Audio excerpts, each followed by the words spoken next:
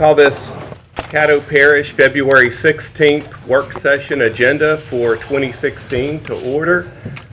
Mr. Hopkins, if you'll call order, please. Yes, sir. Dominic, Johnson, Jackson, Lynn, Bowman, Present. Cawthorn, Gage Watts, Middleton, Atkins, Chavez, Smith, Pepperson.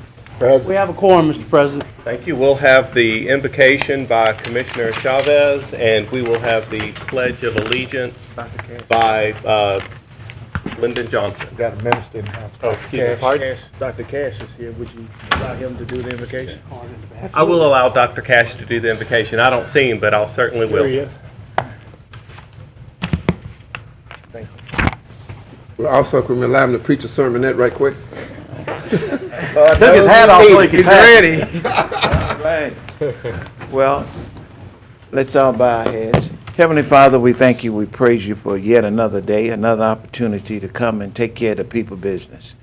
Lord, we thank you that we collectively are working together to make sure that our state turn around, to make sure our parish stay on course, and make sure that our nation continue to be the great nation that it is.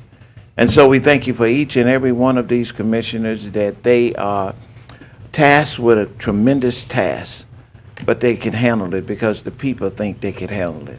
And so, Father, we give you praise and we give you honor for today.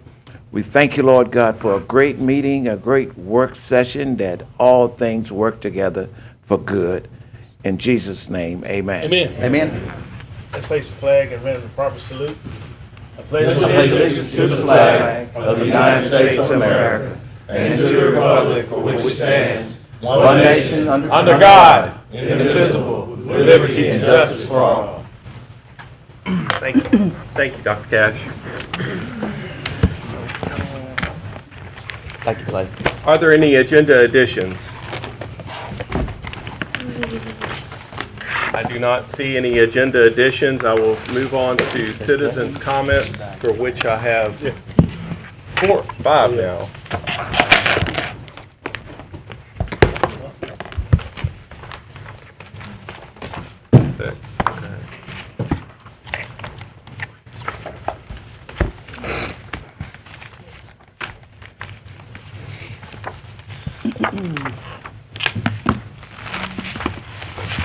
Mr. Rob Broussard.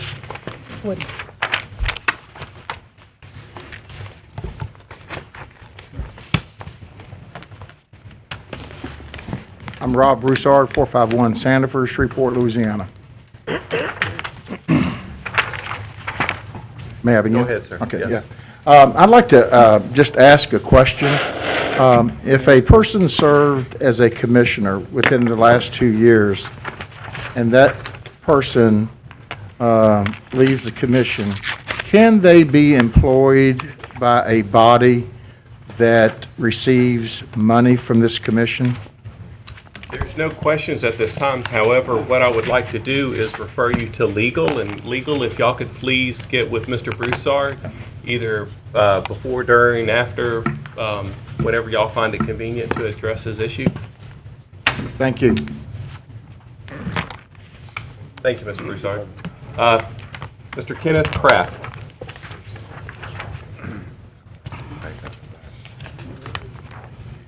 Kenneth Kraft at 157 Archer Avenue, Shreveport, 71105. Unfortunately, the Corps of Engineers knuckleheaded up and turned down the $1.5 million for the Red River sedimentation study.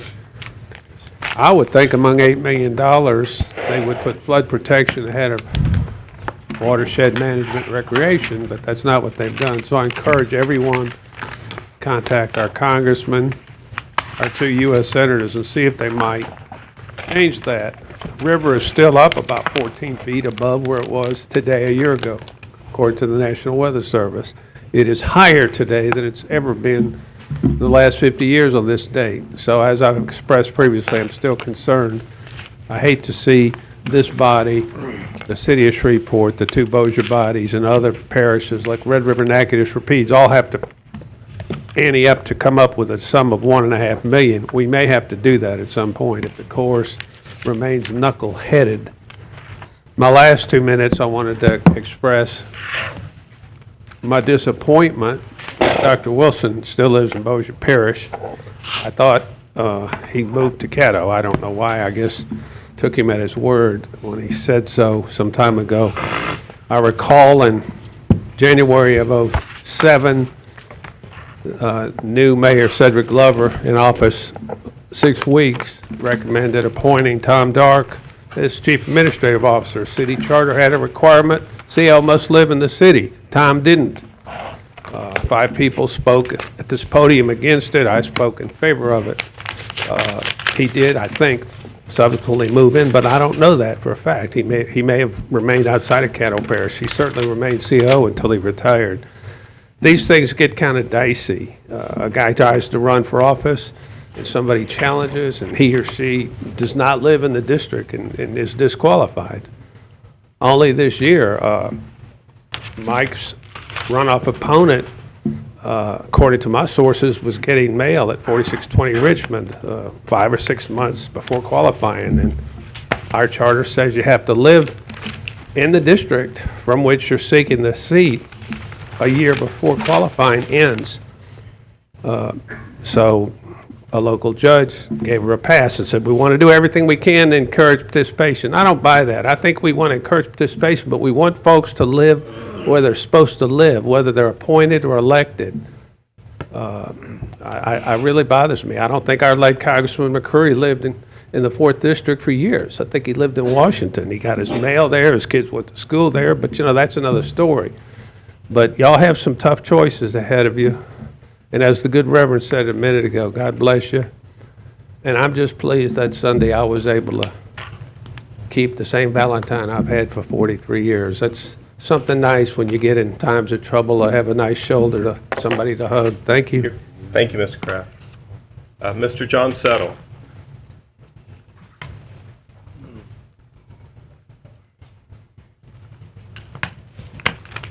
My name is John Settle. My home address is 33 Killwood, Shreveport 71104.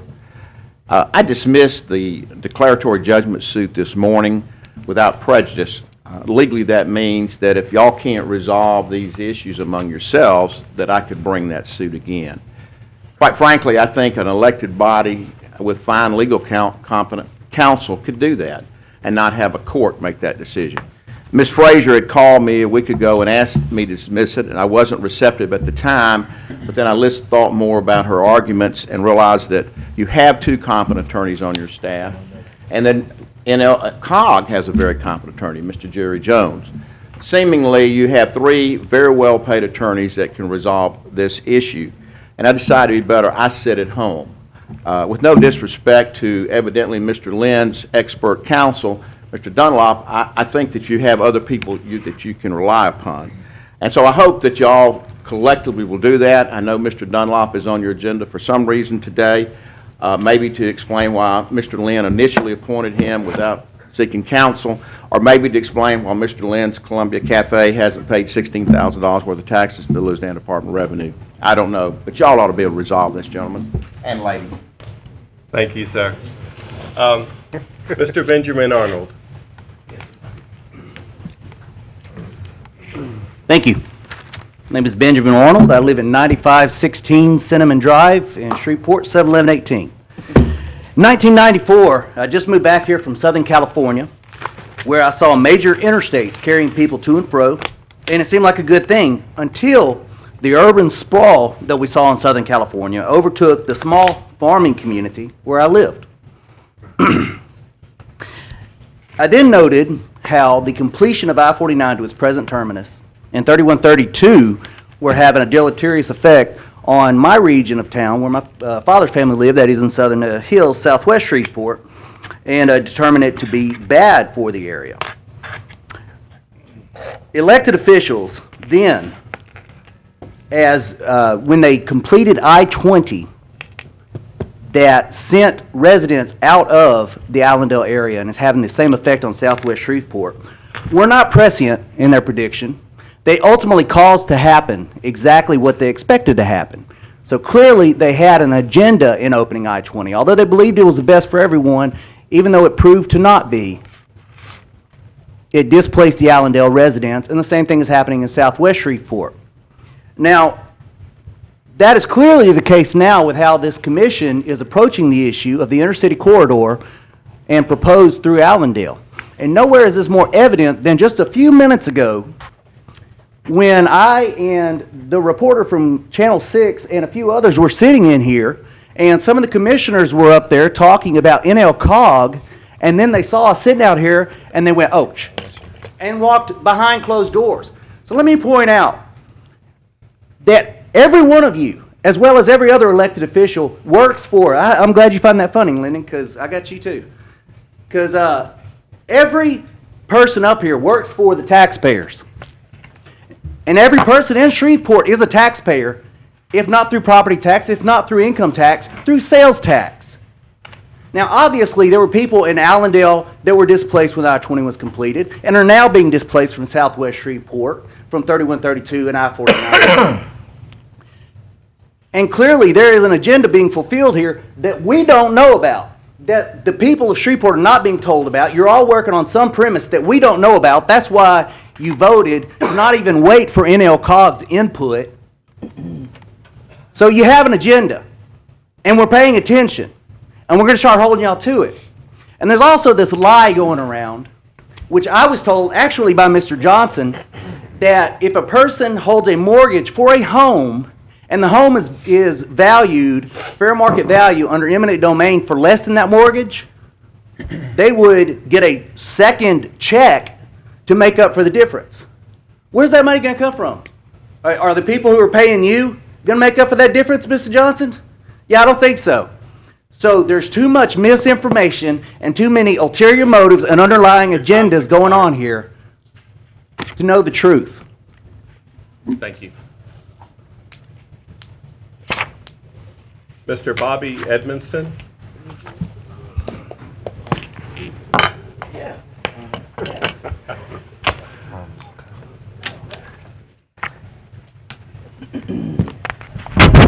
Hi, I'm Bobby Edmondson, Bossier Parish Assessor. I'm actually here to talk about homestead exemption. When the issue comes up, I can speak now or I can speak then. Now would be the time. Okay.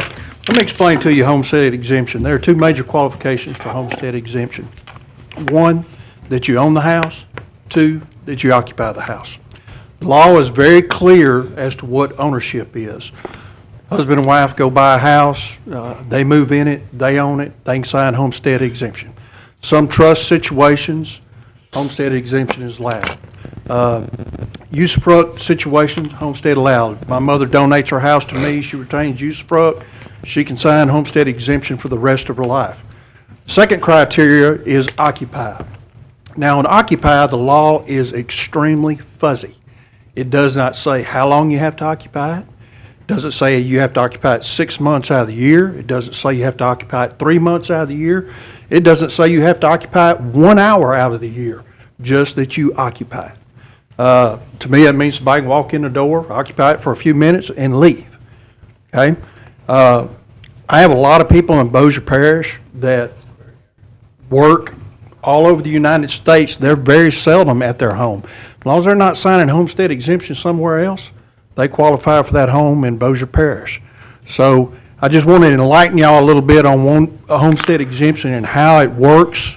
To my knowledge, Dr. Wilson is not signing homestead exemption anywhere else, that he's just signing it in Bossier. Doesn't mean the fact that he can't be resting his head at night at some other location. That's just the place that he signs homestead exemption. And you have to forgive me, I'm a little nervous. Politics is different over here. We don't have much contention on the other side of the river. So, but anyway, I just wanted to put my 2 cents worth in. I'll be glad to answer any question if anybody's got any. There's no questions at this All right. Thank you very much. Thank you, sir. Tough town. Pastor Reed. Good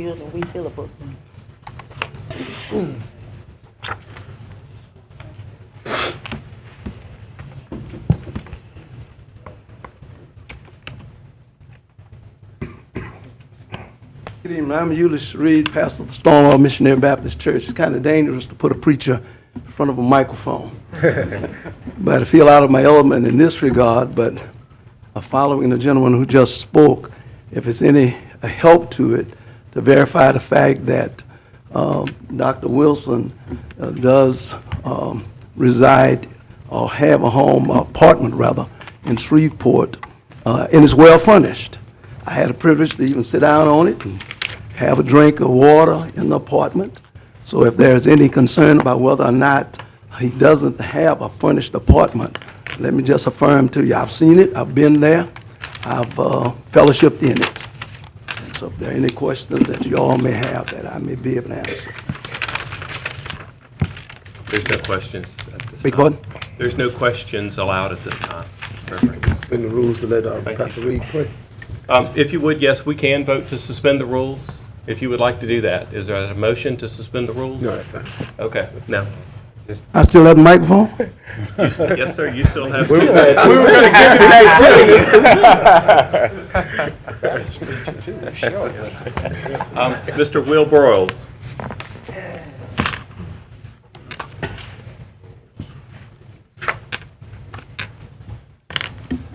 My name is Will Broyles at 6203 East Ridge Drive, 71106.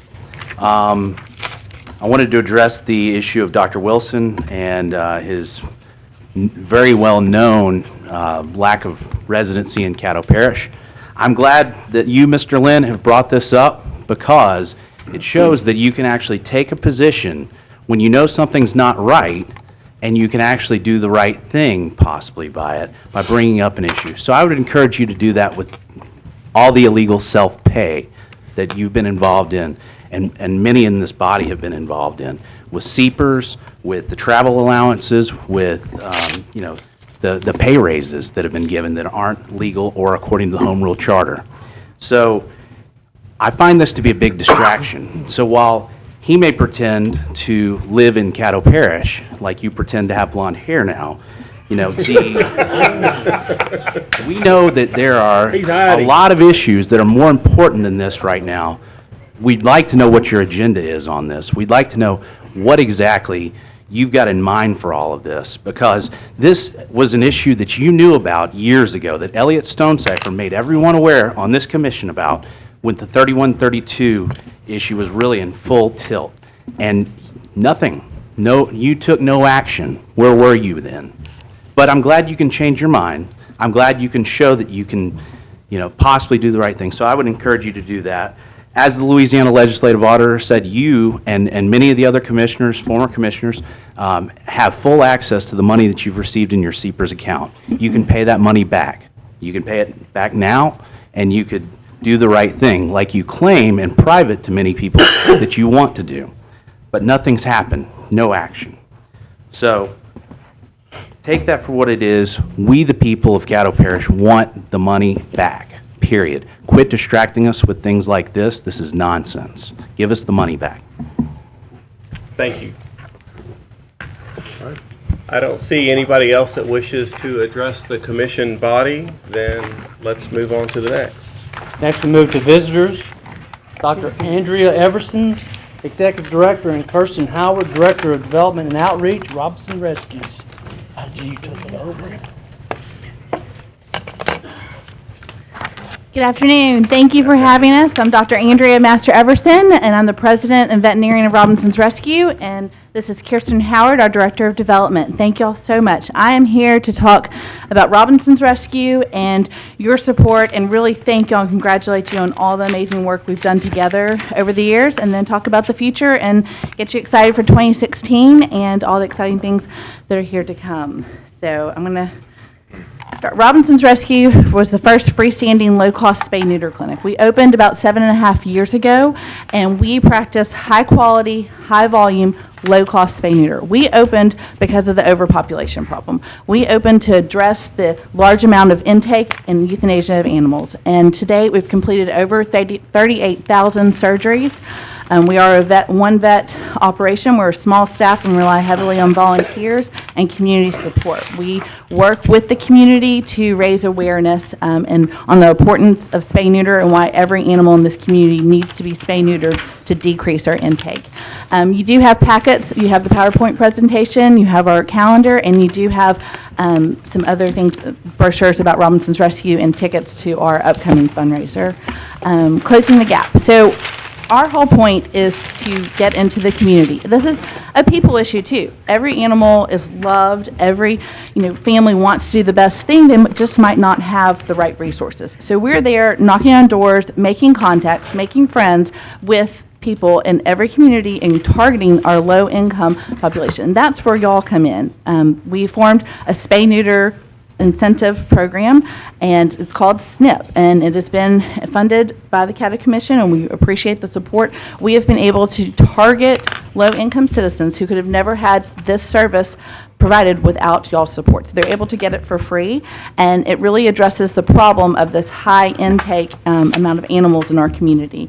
We get in, we partner with target other groups and everything and really work towards solving this problem. We serve low-income residents, and they have to make a certain, less income of $1,500 a month or $2,500 a month. We service senior citizens, people on Social Security, unemployed, and we work really hard to target this. We're not just, a low-cost spay-neuter clinic. We are here for a mission and a point, and we're here to see numbers decrease. So in order to do that, we have to increase our surgeries. So 2015 was a great year for us, and specifically for the SNP program.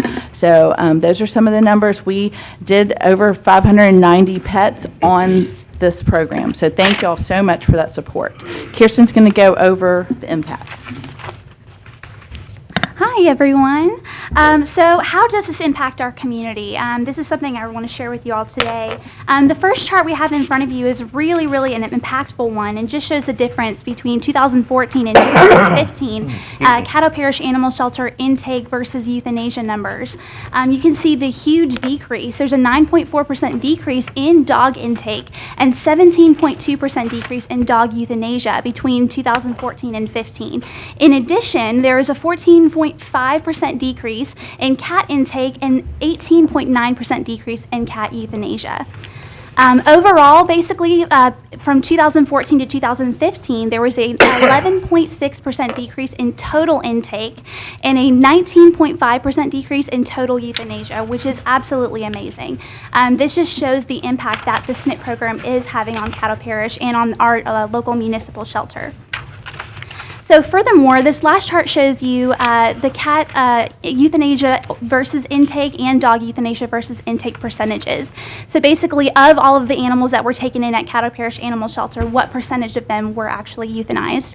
And for the first time in over 4 years, the dog euthanasia versus intake number is lower than 70%. It's actually at 64.9%, which is amazing. We're very excited to show this number to you today, and it really shows the impact of this SNP program. So SNP equals success. We're decreasing, the decreasing numbers of intake and euthanasia that are seen in Caddo Parish Animal Shelter are very well related to our spay-neuter efforts. We continue to see high utilization of this program, and we're seeing more and more people use the SNP program every year. And we're working very hard to identify, reach out to, and educate our communities and our targeted audience where overpopulation is rampant. So how does this program work? How do we see this awesome impact on our community? More than 80 volunteers help to make this operation work per year. We rely very heavily on our volunteers, and they help us do every day-to-day operations in our clinic as well as community outreach.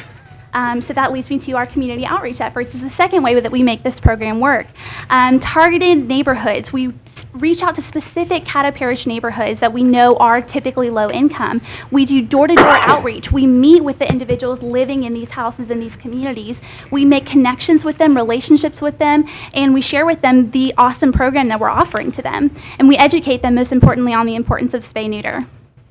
And then thirdly, we connect with community services. So we're working with different other organizations like Caddo Council on Aging and Common Ground to offer these different partnerships and reach out to these individuals even further. A lot of individuals, especially low income, make use of the programs from the Caddo Council on Aging and Common Ground, and that's a connection between the two of our organizations that we can make to further reach out to them. So I'll hand it back over to Dr. Andrea, and she can talk to you about the future of SNP. We're very excited about this upcoming year and very thankful for your partnership. In 2016, we aim to do even more surgeries. We aim to get into even more communities. We will continue our targeted outreach, and even we've tried some direct mailing recently over the winter months. It's a little bit hard to get a lot of volunteers door to door, so we've tried this direct mailing, direct phone calling, that kind of contact. We will continue the trend of increasing spay-neuter surgeries. I do, on average, about 35 to 40 animals a day, and we are making sure that these are coming from our targeted communities. We really appreciate this because this is how we get the impact. One unspayed female and her mate and all of their offspring and their offspring's puppies would end up, if they were not spay-neutered, would end up being 67,000 dogs born over a 6-year period. That's a huge number. That is taken directly from the ASPCA. It is not, it's estimated, but to catch, house, and euthanize that, it would be $125 per animal, and that's again sourced through the ASPCA. So that's a large amount of money, and so we, by having this program, and y'all's continued support of this program, we're saving tons of money.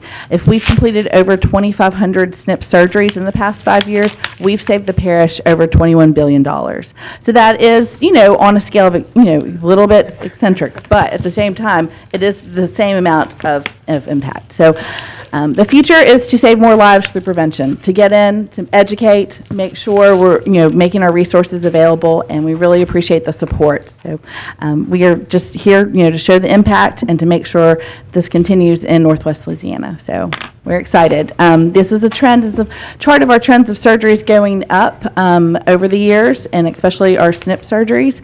And you can see the Caddo Animal Shelter intake and euthanasia decreasing. So it is, we are part of the puzzle, and we're a very direct effect of the puzzle, and it has to be that every animal in this community is spay-neutered in order to really get in. So we're working hard, and we really appreciate the support, and I'm very thankful for our continued partnership. It definitely takes time to see results, but I'm excited to start seeing more and more results. So thank you. All right. Thank you, Dr. Everson. You have several admirers that would like to comment. Commissioner Dominic. Dr. Everson? Yes. Thank you for coming. I know that we have 4 new commissioners, and just wanted to say that, for you guys who are new, that they come every year and make a presentation worthwhile. It's very knowledgeable that you're able to present the documents that you have each and every year. So I thank you for coming. I really do. The question I have is, and maybe you said this, the low-cost spade and neutering, how much does that cost, or does it depend on their property level? So we have a general low-cost fee. So we do fundraising, everything like this in the community to be able to afford a low cost. For anyone who can walk in, $68 for a female dog, $58 for a male dog, $48 for a female cat, and $38 for a male cat. But, even, 38, 48, 58, 68? Okay. Exactly. It kind of ranges. And we do rabies at the time of surgery. Okay. That is for no grant programs. That's not for Caddo Parish funding. That is just for anyone who wants to get their animals spayed. Raising more than multiple dogs or multiple cats, it's still the same? Or is it's still the same. Okay. But what we really have found is we have different grant programs for people, because people are living paycheck to paycheck with the economy these days. I mean, even that is, okay, yes, next paycheck I'll do it. Well, by next paycheck, your cat or dog has escaped, and all of a sudden you have 5 new puppies, and so then that's going to multiply. So we really, really focus on these grant programs and the outreach for the grant programs to be able to afford it for free. And that's what the SNP program that Caddo Parish supports is. So it's completely free for the citizens that make less than that a month. And thank you so much. Thank you. And really, we welcome everyone to come by anytime and see us in full operation. We have an amazing team, and really, anytime y'all are free, Monday through Friday, stop on in. We're on Line Avenue. So there's still more. Commissioner Chavez. Hey, Doc. You guys are doing a great job. I really appreciate you. I met you before. I wanted to ask on the monthly, the people, if they make less than or more than $2,500 with married, they don't qualify for that. I know there's a lot of veterans that are on PTSD programs that there's 2 other charities here locally that work with them as far as getting them an animal to help with the PTSD. If they're on 90% or better government disability, they're making more than that. Is there a way to include them in that as far as with the senior citizens? Yes, so they can definitely qualify immediately, 1, 2, 3, for the low cost fee. So, for the which is extremely low cost.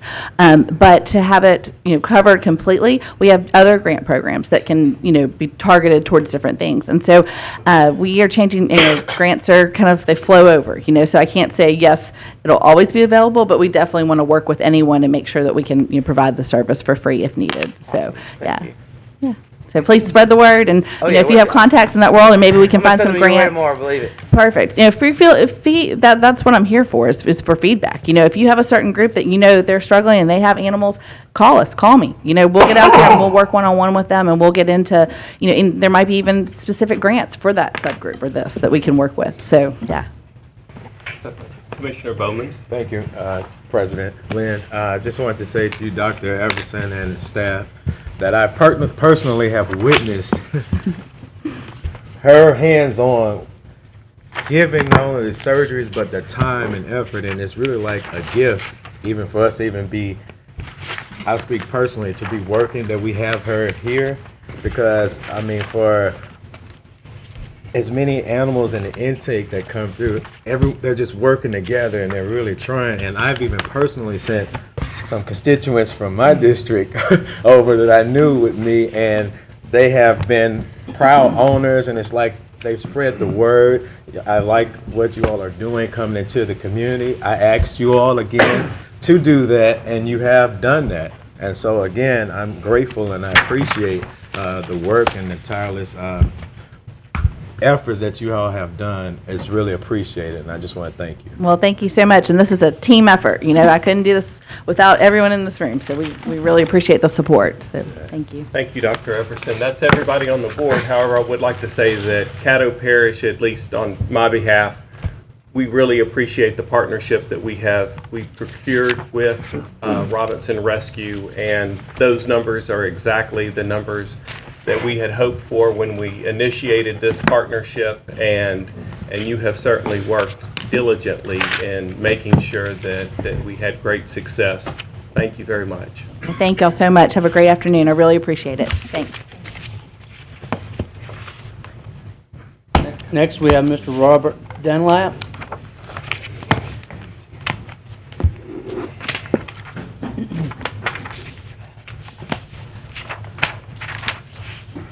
Commissioners, my name is Robert Dunlap. I'm a private citizen who's also an attorney. And after hearing the opening comments, I'm not sure any of us want to be here today. Y'all have a very tough job, and I appreciate what y'all have to put up with and listen to the public, and I appreciate the opportunity to address you today. I've been asked to address some of the issues that are dealing with the NLCOG board membership. Like maybe many of the people in the audience, maybe some of you prior to being elected, you never even heard of NLCOG. 5 months ago, I hadn't heard of NLCOG. I didn't realize what an important organization it was, how it directs hundreds of millions of dollars of taxpayer funds, quasi-public organization, sort of under your control, sort of under other people's controls. The first thing I'd like to talk about is just board of directors in general. And Mr. Settle's correct. You've got your own counsel, and I'm not. I've been in a similar situation in another jurisdiction, far away, where I can appreciate the position your counsel's in. So, with due respect, I'll give just some of my thoughts on board of directors. I've sat on boards. In essence, you are a board. You're the board. You're called commissioners, but you're a board. You have Dr. Wilson as your CEO, your administrator, and he works for you. And that's the way a board of directors should work. Boards of directors are actually the control center of a corporation. I've sat on boards, and what I've encountered, and this is to say nothing, these are fine organizations that I've sat on, but what you encounter is the roles get a little reversed. You have the CEO, the president, wanting to make sure who the boards of directors are. They want to make sure they have people who are going to go along with them, not really look very close. They want to just go along because nobody wants to be told what they're doing, especially if it's something they've been doing for years. But that's an abdication of the role of a board of director. A director has to look at what the CEO is doing. They have to set the goal of the corporation. They have to do what's necessary to make sure that corporation functions. I mean, it's written in the law. It's part of our Louisiana revised statutes.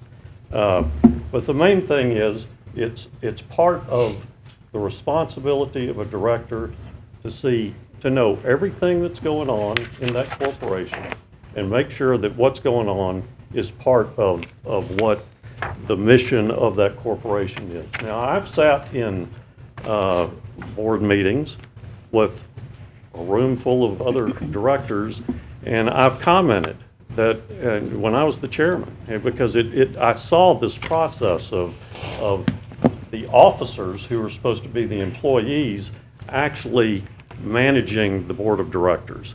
And what I would tell the other directors is you can't sit there as bobbleheads. You can't just go, oh, well, he's not going to do anything wrong. Yep, we're doing everything right. Let's vote and go on. Which, that brings us to the point of NLCOG, this organization that, operates pretty much out of sight of certainly the public here. And as I said before, they direct the funding of hundreds of millions of dollars. We recently discussed the I-49. There's the 3132 debacle that's been placed at the feet of NLCOG. And so right now, when we talk about the makeup of NLCOG, which has 4 standing directors, the mayor of Bossier, the mayor of Shreveport, the commission president, and the president of the Bossier Police Jury are the 4 standing members, then there are 3 other members who are rotating members.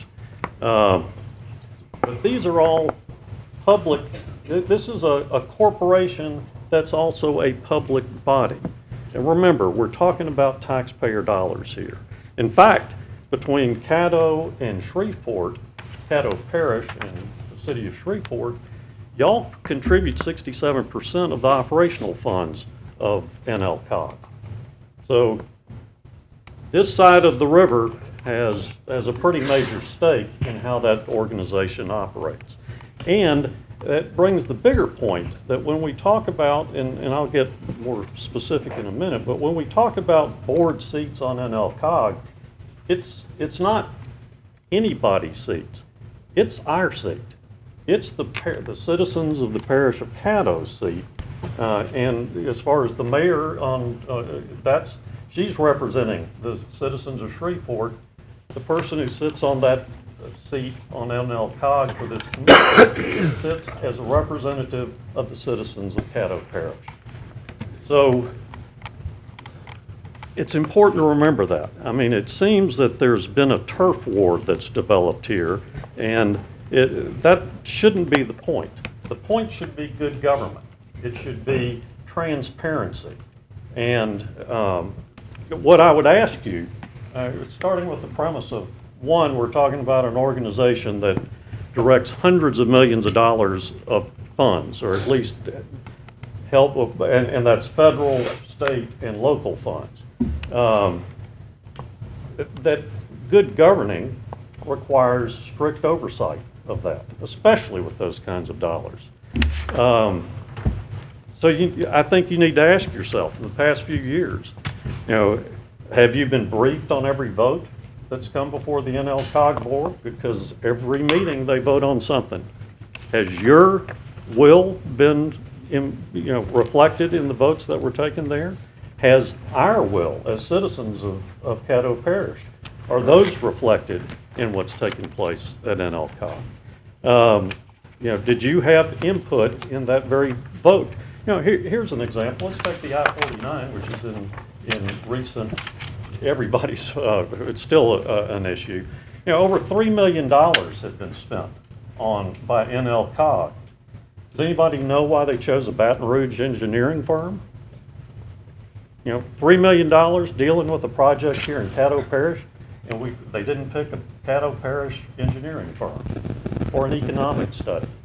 I mean, those are our dollars. Those are the types of things. Ask yourself, do you know that? I mean, I'm not going to ask you directly right now, but if you don't, then maybe you need to think, what can we do as representatives of the citizens of Caddo Parish to make sure that money is spent wisely, that what you were elected to do was to make sure that the parish government runs properly and that the citizens are taken care of and that our taxpayers are done. So,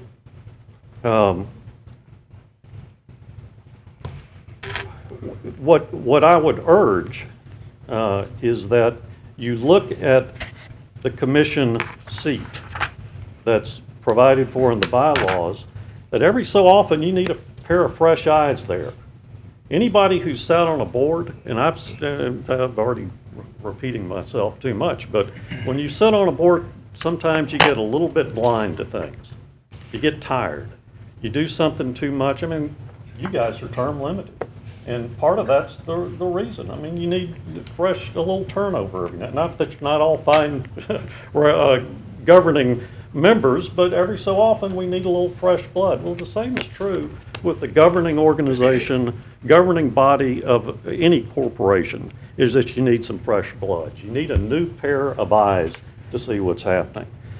So before the commission today, and I'm not exactly sure of procedure, but maybe you don't vote on it today or Thursday, but before is a proposition to make the parish administrator the designated board member for NLCOG for the next 4 years. Now, I'm not sure of the entire history. I've seen some evidence that perhaps the parish administrator has effectively acted as the board member for the past 12 years. That means 16 years on the NLCOG board.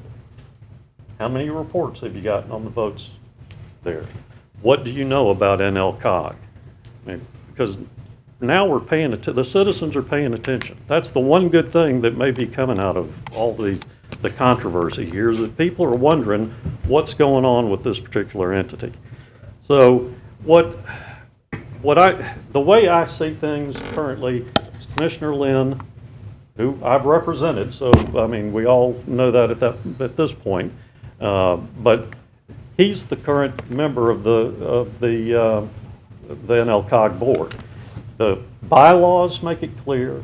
The committee minutes, in fact, when you adopted these bylaws back in 2004, Commissioner Dominic, if I can just quote you, you were the president at the time. Well, I want to know if you're giving us legal advice, because we do have attorneys. I think we have a point of order. You know, if you're giving us legal advice, I'd rather ask my attorney, Ms. Frazier. So I don't know if you're giving us legal advice or where all this is going. Well, I'm speaking as a private citizen. I just happen to be a lawyer. But in the minutes, you pointed out that it was decided that the president would remain as the representative of the NLCOG board, that the president could designate the administrator as the board representative. So essentially we have a situation where currently the commission president is in fact the sitting board member. Once that happens, the only people that can remove the board member is by virtue of the bylaws themselves. Section 5, or Article 5, Section 8. It says standing directors may only be removed by the board of directors with cause for by an affirmative vote. So whatever you might pass today, I would suggest is going to not be effective. You can't unilaterally, Commissioner, you're an attorney. One board member can't unilaterally change the bylaws, and you know that. So basically all I'm saying is that, one, the people of Caddo Parish need fresh eyes. They need an opportunity to see what's going on with NLCOG. Too much money is being involved in expenditures. By insisting that one particular person be sitting on the board raises more questions than it answers. And I think all of you are here for good government. You ran for the right reasons. You're sitting here because you want to represent the citizens of Caddo Parish, and I commend you for that. But good government requires transparency, and I would urge you on any action you take to err on the side of transparency for the citizens of Caddo Parish. Thank you. Thank you, sir. I will bring up that one Caddo Parish citizen did bring forth a visitor recognition card. I will have to ask for a... I move that we suspend the rules to allow the visitor to speak under public comments. I think it's Mr. Lester Smith. Yeah. Second. Okay. Thank you very much. Mr. Lester Smith, you can come up. Of course, wait, hang on. That was moved by Commissioner Dominic and seconded by Commissioner Bowman. And that passes by acclamation. And so, Mr. Smith, come on forward. You have 3 minutes, sir.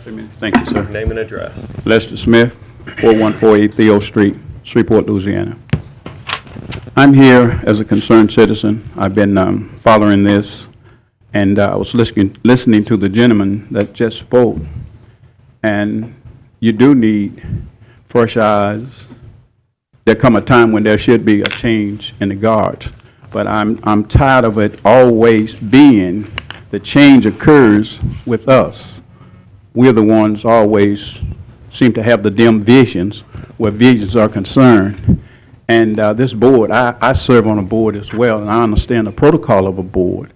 And as a matter of fact, I'm going through some changes with a board now, church board. And I don't think that a president of a commission, of this commission, wants to serve on another board and appoint himself to the board. I think we live in a democracy where there should have been some type of election. I understand you have bylaws said that he can, but you just can't appoint yourself, and then because your friend can't get it, you appoint yourself. I don't think that's fair. I think we're not moving forward. We're moving backwards with things of this nature. And I think it's time out for this. This board, this commission sit and allowed some things to go down a few months ago, and nobody had nothing to say about it. When wrong is done, if you're going to serve the people, stand up for what's right. That's what we don't have. We have people pushing their own personal agenda, and that's not what this is all about. It's about democracy and being fair. If someone has served 15 years or 20 years on a board, if he's doing the job and the board has no problem with him, I don't really see a reason why a person should be moved just because somebody has a political vendetta or a personal issue with someone. And I just don't think that is fair. And we need to move away from that so this body can do what it was elected to do, and that is represent the needs of the people. We have too many things that are going undone, and this body is not addressing those issues when we're dealing with trivia stuff, because we get mad with somebody and we want to attack that person personally. I don't think it's fair. I don't think it's fair to this body. I don't think it's fair to us as voters, because that's not what we sent you down here to do. Mr. Bicker, I think your present administrator has done a good job where this body is concerned. You have a good bond rating. And the commission looked like it was going places up until a few months ago, and then things seemed to collapse. People see the commission altogether as a whole different animal. And somebody said, I think the guy said something about bobbleheads. I don't know about bobbleheads, but there are a lot of heads that are not doing what they're supposed to do where this body is concerned. And I think we need to get away from this and deal with the issues. And I pray that this body, these elected officials, don't sit and allow this to go down like you've done in the past, things that you know were not right. Mr. Thank you, sir. Thank you, sir. Would you like, okay, if you'd like to continue, they gave you more time. Again, I appreciate by that. acclamation.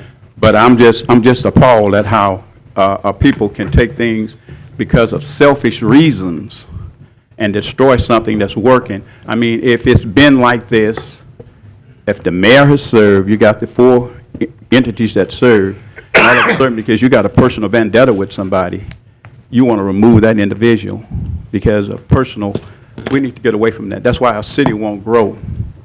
and God forbid it to be between black and white, it's always a dog fight. And we need to get away from that. We say we want inclusiveness. Inclusiveness begins with sometimes being able to turn the other cheek and not always want to drag somebody down for your personal vendetta or whatever it may be personal. Let it be something that for the sake of betterment, not for your personal gain. And it's sad what this commission has become in the last few months. It is sad, and I've been watching it closely. You're talking about a horse and pony show. It ain't even a good horse and pony show. This is sad. It's pitiful.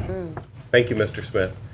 There was one more card. Patrick Jackson, the attorney for Bossier Parish, if y'all would. So moved. I've moved to. Moved by Commissioner Dominic and seconded by Commissioner Jackson. He don't like. I'm right here. I'm sorry. I'm right here. He's right here. Pardon me.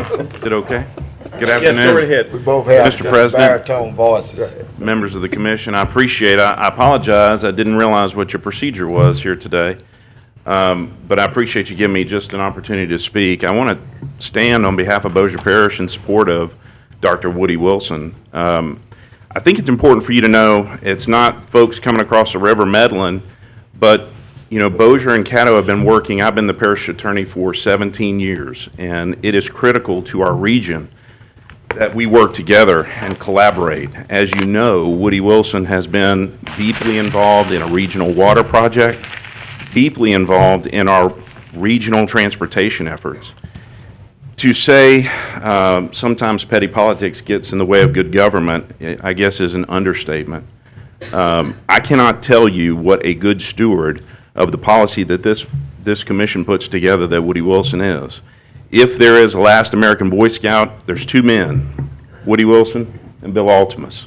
These men do the right thing with no hidden agenda for the right reasons. And to in any way cast aspersions that Woody Wilson is doing something behind your back, underhanded, or not living up to the full intent that you would place that trust in him is laughable.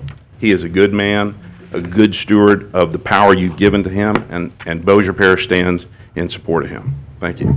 Thank you, sir. That is everybody. I do not see any other names that wish to speak. Next we move to reports, administrative report. Okay, good afternoon, Commissioners. Good afternoon, Dr. Wilson. Good afternoon. Commissioner Lynn, we have a update from our Animal Services Department on statistics that we've been involved with in the past year. So, Mr. Chuck Wilson, would you please come forward and give us an update?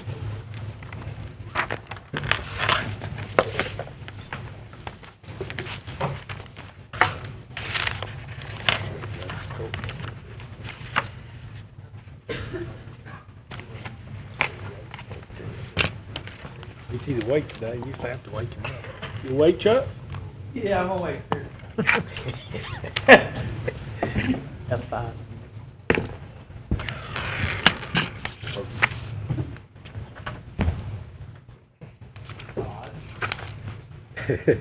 He's coming. Okay. Correct.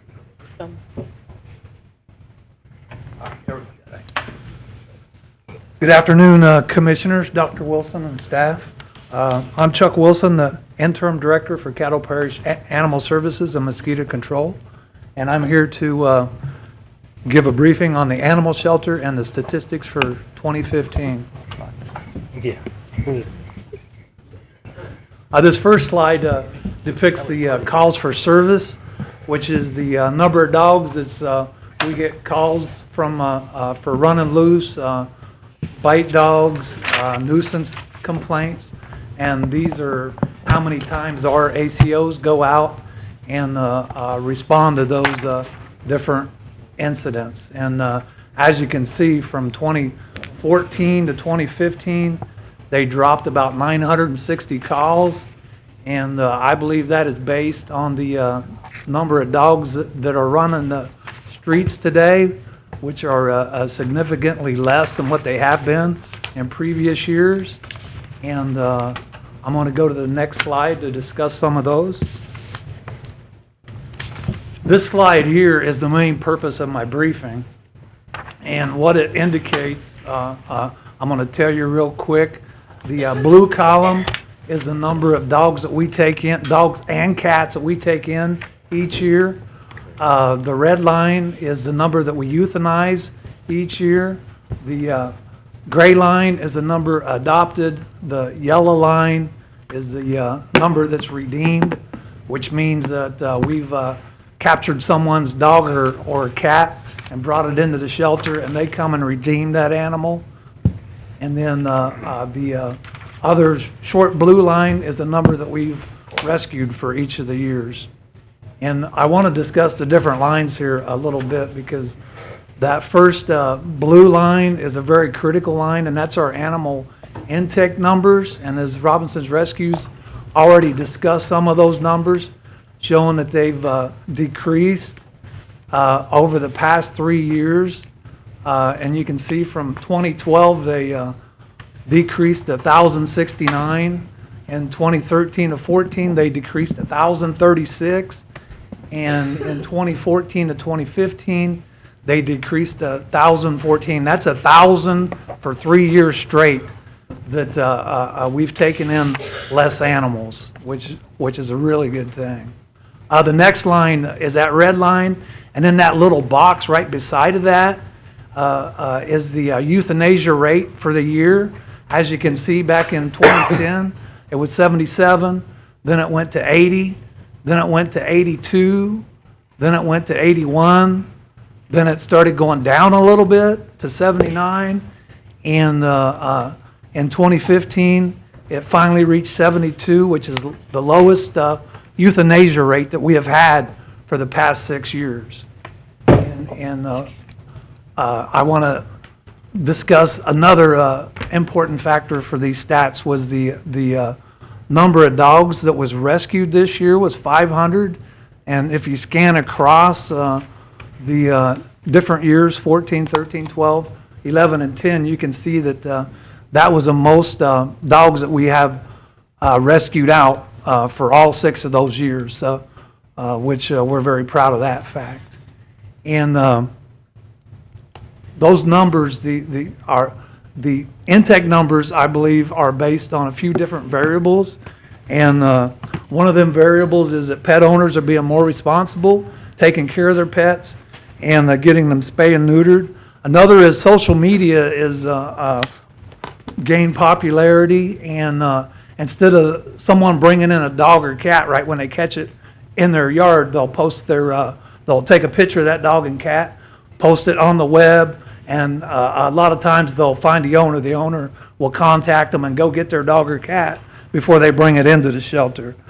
Another is that local rescue groups are being more responsible and interviewing their potential pet owners and making sure that they're adopting dogs and cats out to the right people. And another one is that local veterinarians are emphasizing how good it is for people to be responsible pet owners and getting their dogs and cats spayed or neutered. And another is that we started in 2014 spaying and neutering animals right at the shelter before we get them adopted out, and we do probably about 90% of those, because kittens and puppies you can't spay or neuter, but the rest of them we make sure that we get them spayed or neutered, which is also decreasing that intake rate. And the thing that I believe that is making the biggest impact on these numbers is Robinson's Rescue. And when you can spay and neuter 38,000 dogs and cats over a 7-year span, that is a very awesome thing for them to be doing. And we appreciate their efforts there. The last 2 years, they have spayed and neutered over 6,000 animals for each year. So they just continue to do the right thing. And I think that's about it for that slide. Here's our spay and neuters. In the blue, it shows for 2014, we did 457. In 2015, we did a total of 645 for a total of 1,102.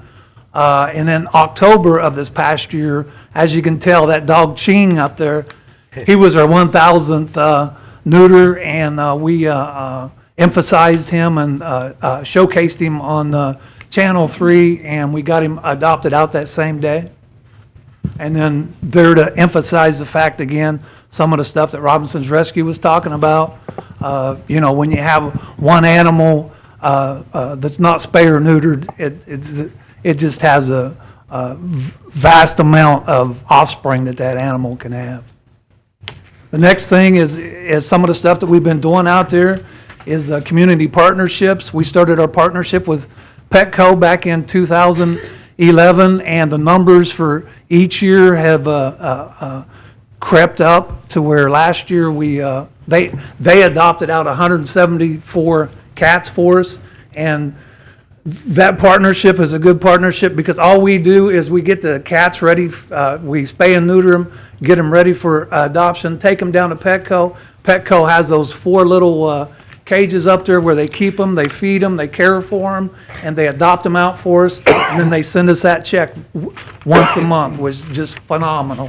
So another thing that's going on is we've been working with the rescue organizations, and I've worked with 55 in 2015 from Louisiana, Texas, Arkansas, and as far away as Florida to get some of Caddo Parish dogs rescued out into other states.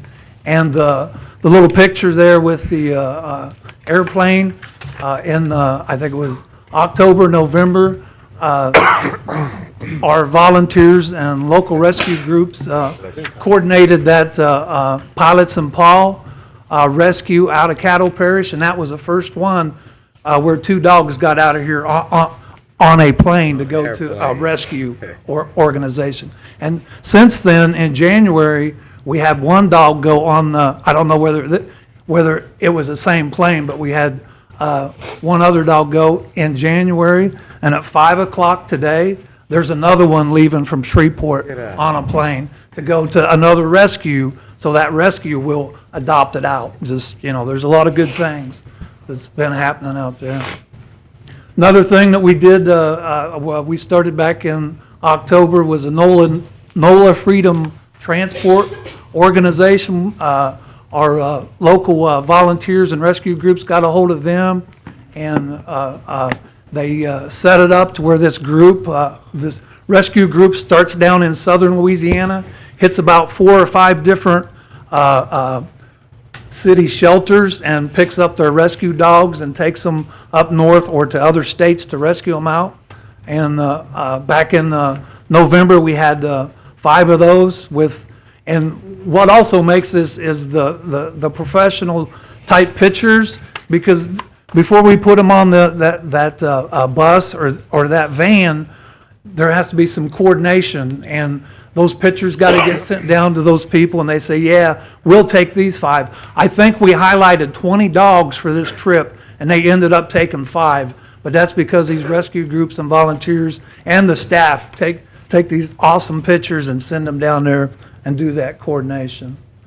And talking about the coordination, we worked with over 55 rescues last year. Here's all the different logos from our local rescues here. We have about 14 or 15 that we work with on a weekly basis, and then the other ones are over in Texas, Florida, California, and just all over the place. So right now we're really doing a good job. And to backtrack on that, for January, we had 117 animals rescued out. That's not adoptions, that's just rescued out by the local rescue groups. And this month so far, I tallied them up last Thursday, and we was at 47. So hopefully we're going to break another 100 for this, for this month. So, and other than that, we do continue to do all of our safety stuff. So community safety is one of our #1 agendas that we do, and these are the all of our bite cases reported by district that we track on a yearly basis. And because of the intake numbers are going down, I believe that there's less dogs running loose. The bite to bite or scratch people. And so our numbers went down there too by about 21. So. And that's concludes my briefing today. My final thoughts is, please have your constituents get their dogs spayed and neutered. And I do want to take one more thing and thank Robinson's Rescue again for the outstanding job. They're making my job so much better by getting them dogs and cats spayed and neutered. Thank you. Mr. Wilson, you have some commissioners on the board. Commissioner Middleton. Mr. Wilson, thank you, sir. I think your title right now is acting director, and I think there's some proposal to change that because I don't think you're acting. I think you are being a director, and I appreciate that. I look forward to being on the Animal Services Committee, and I look forward to a short meeting after this meeting. Hopefully we'll be able to make that happen if the meeting doesn't go too long. But I appreciate everything you and Robinson's, almost said Film Center, but we know, Robinson's Rescue is doing. I think it's great. I think we can, whatever we do to amplify that, it's going to be fantastic. But I thank you for this great report, and I look forward to seeing the numbers even improve. And I'm going to be there to help you and support you in any way that I can. Thank you, sir, and you have a blessed day. Thank you. Commissioner Bowman.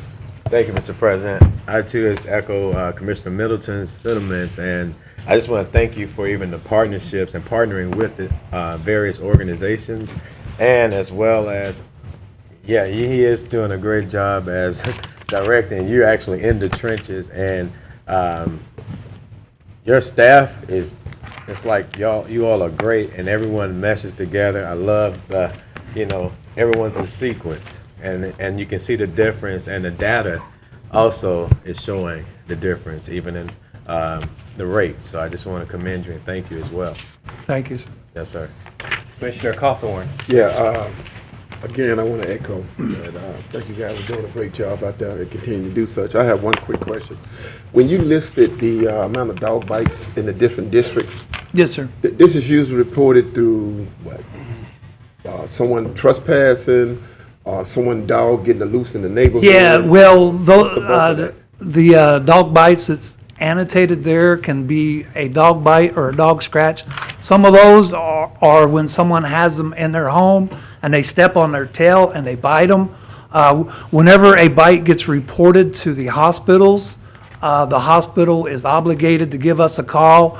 We go and investigate that, and whether the dog has to be quarantined or not is decided right at that time.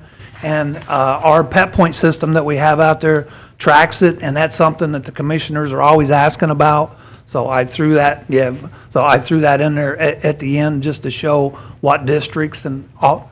And so it doesn't quantify what type of animals are making these bites? I know in my district I've seen probably 90% of those, 93% are probably dogs. I mean, usually that's what, what type of dog, like pit bull? Oh, no, we don't, we don't break it down like that, sir. And if we did, I go in the bite area daily, and it's not just pit bulls, it's all kind of dogs, and we don't break it down like that because each. I know I asked that question. We've had the concerns in our district. Yeah. And I don't know if that's a disproportionate number of pit bulls in District 6, but I've had some people mention that to me, which is why I posed the question. Okay, sir. I'll check on that. That is everybody. I would like to also thank you. I received probably the bulk of the phone calls. At least I feel like I received the bulk of the phone calls. And the issues, we had a brief honeymoon where there was no phone calls, and then we had 2 phone calls back to back. And the way that your office handled those, you were able to defuse the incident. We addressed the scenarios, and we handled it the best that we could with the facts that we were given. And thank you very much for everything that you're doing. I appreciate it. All right. Thank you, sir. That's everybody.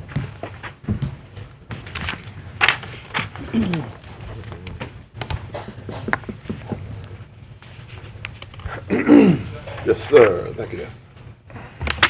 Commissioners, just a couple more things before I make a couple statements. On my admin report, Ms. Vernie Hopper will be coming. She's the new director from the Providence House. She's been trying to come, but the last few meetings have been pretty long, so she had not been able to stay. And I just want to remind you that I received one input for the legislative priorities for the year. So please give that some attention and let me know. 18. And we put together. 18. Yes, 18th is the due date. Now, Commissioners, I don't know about you, but over the past weekend, I've gotten a lot of telephone calls. I went to a wedding at Morning Star Baptist Church this past Saturday and got a lot of the citizens coming up and asking me what's going on and about the commission. I went to church Sunday and been inundated with a lot of questions about my residency. Who said I do not live in Caddo Parish? Who said that? All right? And it was brought on in part by a resolution that you're going to be looking at pretty soon. And as you heard Mr. Bobby Edmiston said, it's not illegal to have a residency, have a homestead exemption in another parish. You can have multiple properties, and yes, I own a house in Bossier Parish. I was required by ordinance to establish residence in Caddo Parish, which I did a year or so ago, and I have a copy of my lease here for my current residence. Okay? This is my second lease. And by the way, my lovely wife is over here, and she lives with me as well. But for the house over in Bossier Parish, and you probably know the history, but trying to sell the house, we couldn't sell it, and things in my life changed. My former ex-wife, she passed away. We had 2 adult kids and grandkids, and we needed some stabilization in our lives. So I kept the house over in Bossier because the requirement was for me to move, not the family. I have an adult young kid still staying in that house. A what? Adult? Adult kid, Okay. child. My son's home from the Air Force today. He'll be there for a couple of weeks. We have children that come in and out. There are no other places for them to come when they come to this area other than a hotel. So they come home. They have a key. And matter of fact, when my wife and I was in Washington, D.C. during the storm, my kids came from Dallas area. They went to the house. My grandkid was there, and my 2 daughters were there, 2 adult daughters. So that's home base for me. So it wasn't anything intentional that I set out to defraud Bossier Parish of any money under homestead exemption. But as far as I know, it's not illegal to possess more than one property. I know several of you all have more than one property. So, but the intent is, who said I do not live in Caddo Parish? Let's look at this. From what I ascertained, I spoke to the management of my housing complex. They told me an individual came to my the apartment complex and was inquiring about where I live. I knew who the person is. They refused to give him any information about where I live. And you can talk to Brittany at the place that I live, and she'll tell you. Also, in this resolution, it says here that Commissioner Matthew Lynn visited the residence in Caddo Parish claimed by Administrator Wilson and found the residence to be empty. To be empty. Commissioners, here's my contract. It says that if anybody coming to my quarters, they have to let me know within 24 hours of written notice.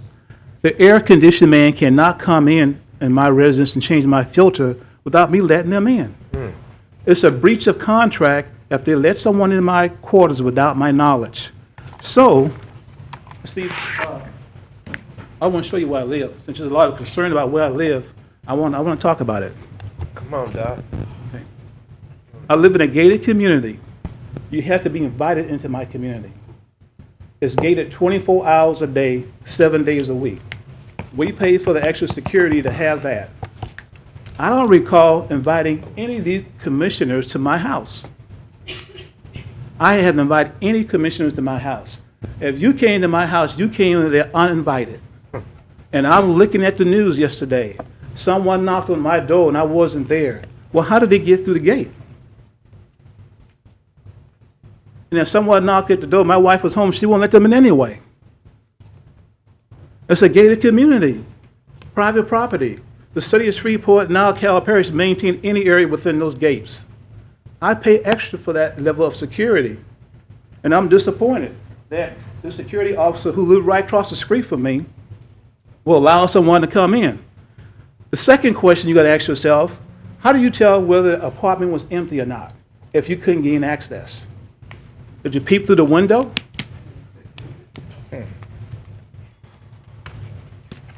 I live on the second floor. On the second floor. I mean, if we're going to be making statements, it ought to be accurate and it ought to be truthful. Comes on. All right? Second thing is this. They say it appeared to be empty. Here's my receipt for the delivery of my furniture that I got a year ago from Conn's on Uri Drive. Yeah, I shop in Caddo Parish and pay taxes in Caddo Parish. Here's my receipt for a list of things that I put in my house. So how could you make a statement saying that my house was empty? The next thing on here that I don't like is you make a statement that someone spoke to someone else and say that my house is used as a model home to show other prospective clients. You know how false that is? When my wife and I went to move out there last year sometime, we had to wait 4 weeks to see the apartment that we were living in because someone else was living in it. They couldn't do it. Contractually, it's a breach of contract to show my house to somebody else. And according to the management at the apartment complex, they said they would never do anything that violates their policy. And to propagate such a myth would undermine the value of their getting potential customers that come to their house or come to purchase or lease a house at that complex. They told my wife and I, if the conversation continued, they're going to get their corporate lawyers involved in this because of slander. They don't violate their own policy. So all this being said, I have pictures of my house. Yeah, my parents was right. He came and saw the pictures of the house. But don't we have more important things? That I'm supposed to sit at home and wait for you all to come and pop up on my house? And by the way, if you're going to give testimony that says that house was empty, how did you look into the house? How did you get into my house? Wow. Because I think my wife and I have a real good case towards our landlord to sue them for a breach of contract for letting somebody in the house. And this is a picture of my door. The top lock is locked from the inside. It cannot be opened from the outside. That's why when the AC guys come by, we had to be there to let them in. Nobody can just arbitrarily come in my house. That's the stairs on the other side of the door. I live upstairs. That's my house. That's my kitchen area. That's the living room. We have thermal curtains on the house because we get the sunlight. The curtains stay closed all day long to keep the house cool. That's my living room. That's my dining room kitchen. That's the kitchen area and the sitting area. That's my wife back there in the bedroom, and that's a couple of my bedroom. In case y'all want to see in my house, because there's a lot of concern about what's in my house. Okay, and it's required to have residence. When someone is running for a political office, and their legality is being challenged, they don't go through all this. I have a stack of bills here that I pay every month from SWEPCO, Comcast, that I've been paying for the last year. And to be frank with you, we pay more for this house than we pay for our old house in Bossier. And it's not easy having two residents. But I was committed to move because I work for you all. My kids don't work for this commission. And they ought to have some stability in their lives. And if I can provide it, that's my job as a parent to do so. But all this discussion about, no, he lives somewhere else. I came to his house. He ain't there. I talked to his neighbors. I know my neighbors. They are private people. I very seldom see them. We keep our garage doors closed, and everybody keeps to themselves pretty much just the way I like it, nice and quiet. So I'm not trying to step in my neighbor's face. That's the way I like it. That's what I paid the extra money for the level of security, not for someone just to pop in on me. Now, let me tell you, if anyone who you all want to come to see me, I'm okay with that. But call me in advance. I don't pop in on my friends without telling them if it was okay for me to come by. I honored my word. I gained residence. My driver's license says Caddo Parish resident. I vote in Caddo Parish. And I wasn't violating the law by having a old homestead exemption. I've had many houses in this area. When I sold my house, I never called the tax assessor and said, take me off the roll. I just moved on with my business. But anyway, it's a much to do about nothing. I know we got more important things, but you know what? Why now? Why now? Because y'all contemplate putting me on the NRCOG board where I served proudly for 12 years. My background is civil engineering. And that's what I did in the Air Force. I took care of streets and bridges and stuff. I'm more than well qualified for that position. Mayor Walker been on there for over 20 years. Nobody complaining about him being on there. Bill Altman's been on there 15 years. Longevity and experience have its value. Because the projects we work on, we've been talking about I-49 since 1973. Well, We're talking about I-69. When are we going to do that? We may not even live to see it. But we're talking about it. And by the way, all the NRCOG meetings are open to the public. I'm going to pull the records just for my curiosity. Ken Rogers appeared before this commission last year and the year before and briefed us all about 3132 and Highway 49. And then the ones who were complaining, they never asked a question. It's in the minutes. You could read the minutes for yourself. And we had in our call meetings, several of them in this chamber on 3132. I didn't see nobody else up in here came to that meeting other than me. And to be truthful, to be honest with you all, on this side of the river, I was the only person coming to those meetings. The other folks were missing in action. Elected officials. Stephen, you were there. And Stephen, you know I'm talking about the truth, am I?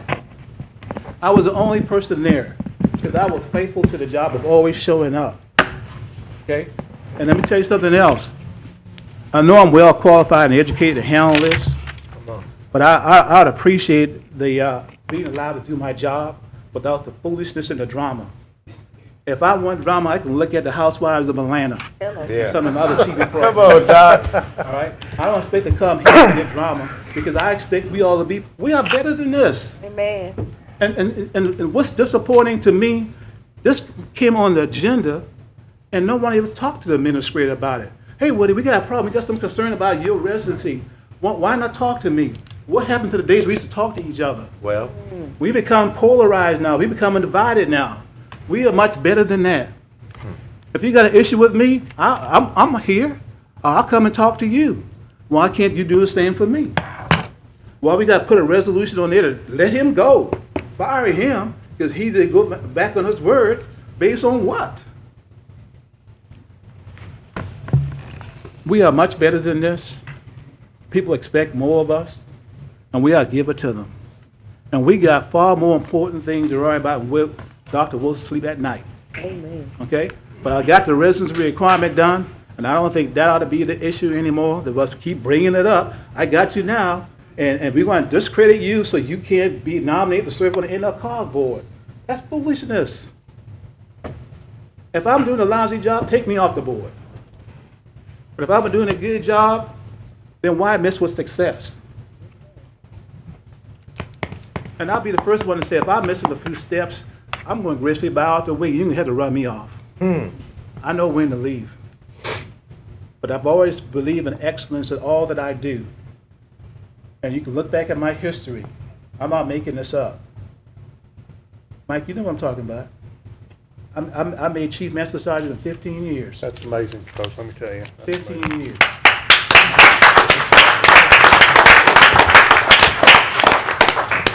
Because I believe in what I do. And I always give my best. So that concludes my report today, and thank you for your indulgence and letting me say what was on my mind, because I needed to say it.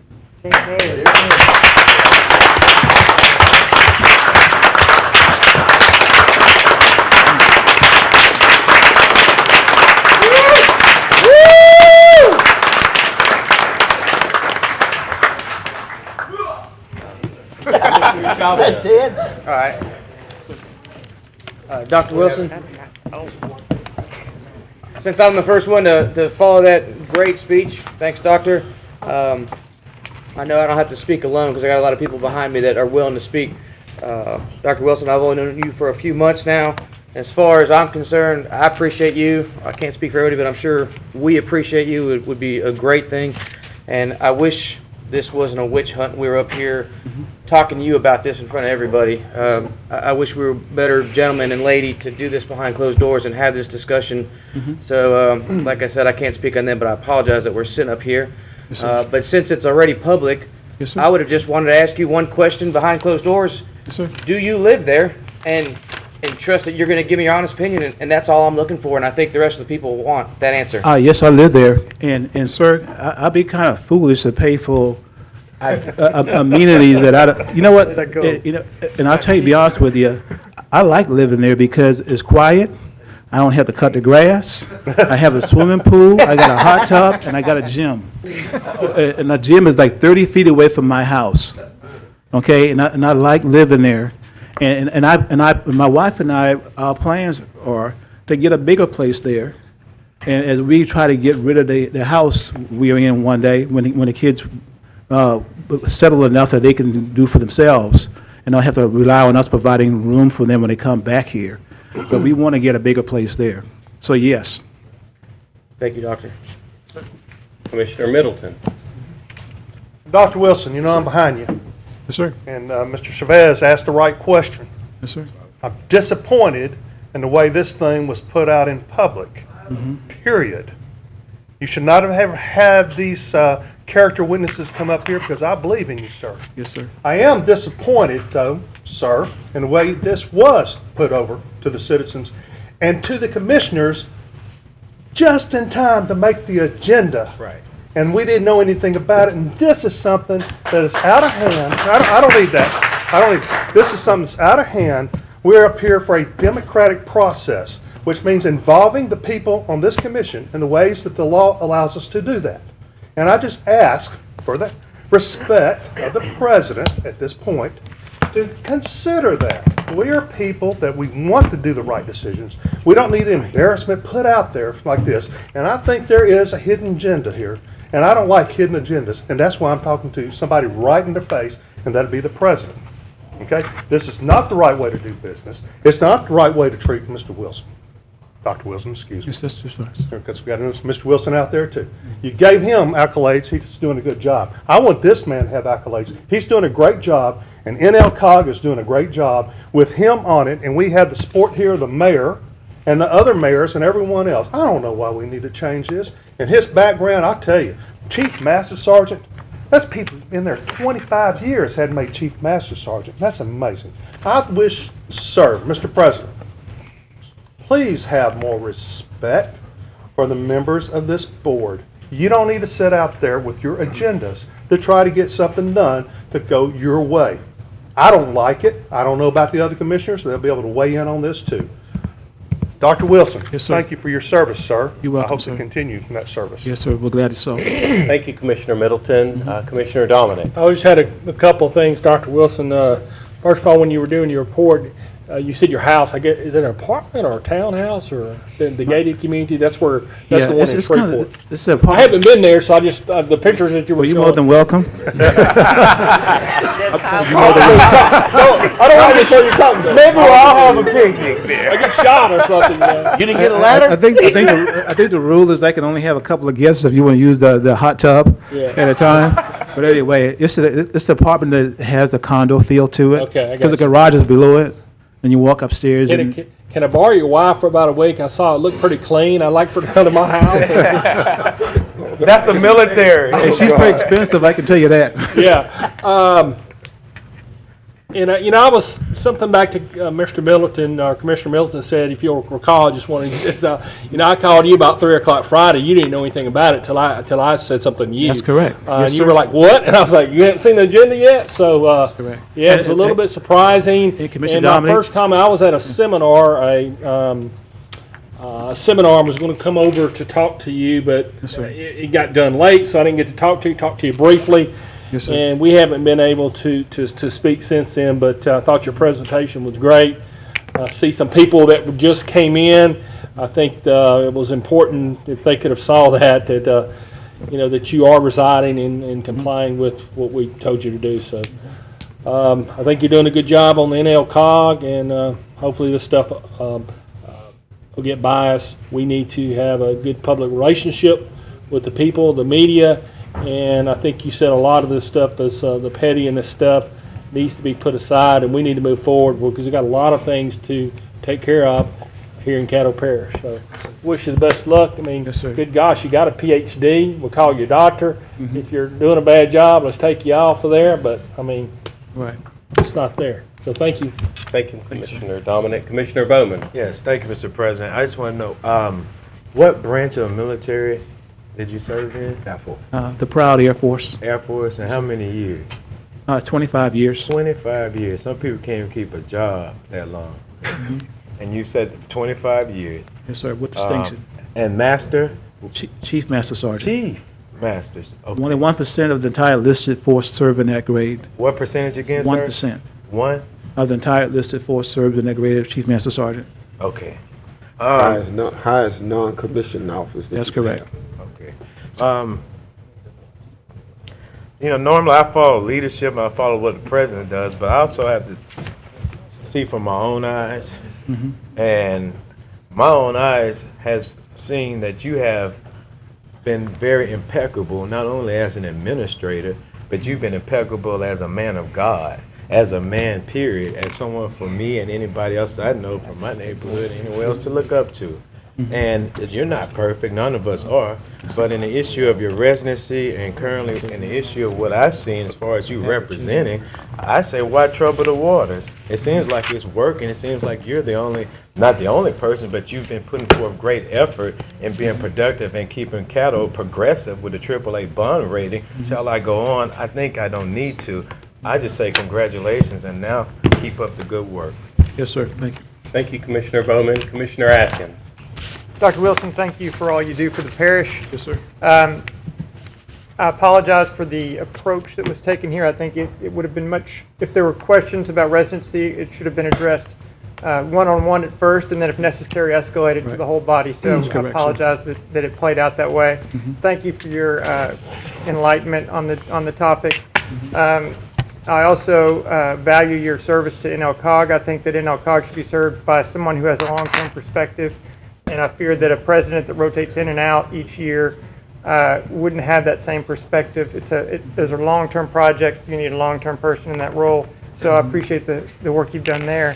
I will have to say that, you know, wherever the rumors started regarding your apartment being a show apartment for the complex, I have to say I certainly can see how that could happen because the place is so well done that obviously it looks like the show place for it, but obviously it's your apartment, and I have to compliment your decorator. Yes, he keeps it pretty clean. Thank you. Thank you, And then Commissioner in my house, you got to take your shoes off too at the door. Commissioner Johnson. Thank you, Mr. President. You know, today, really to me, it's been a shame. A shame that we would drag our parish administrator through the mud like this. Dr. Wilson, I've been knowing you for 5 years, and the integrity that you have shown me is utmost, up to the high. You're not a politician, so you don't have to deal with a lot of things that will, the public perception and all that. You're an administrator, and I know that your employees look up to you because, you know, some of the meetings that you have, you give them guidelines on not only how to be a productive employee of the parish, but how to be a productive citizen of the United States. And so you bring that military background over into the parish employees so that their level will be raised up just like yours. As Commissioner Bowman said, you're a Christian man as well. And if anybody knows you, they will know that. They know that you not just I would say the four corner Christian, you out in the community as well as a Christian, and you show your Christian values. Consistency. I see. I mean, every meeting, day in and day out, you're consistent. You show your professionalism. You try to make Caddo as best as you can possibly make it. Yes, You're very knowledgeable of your job and the things that we don't know about. I mean, you have open communication. You can pick up the phone, call, you can come by your office, you'll make time to see any of the commissioners. You got 12 different personalities up here. And everybody reacts differently to situations, and you sit back, you let us vent to you, and then you can offer, sometimes you offer a way of, this is how we can get by this. And I like that. The professionalism, again, is high. I mean, there's, just like you mentioned, how you always was there to represent Shreveport, Caddo Parish, and that might not have been nobody else at the table to represent us, but you was there. And this all pretty much stemmed from the authorization that was put on the agenda for today, and I just feel that it was a shame to do it. It was wrong, and you know, people should have known that you would have had the information to prove where you stay at.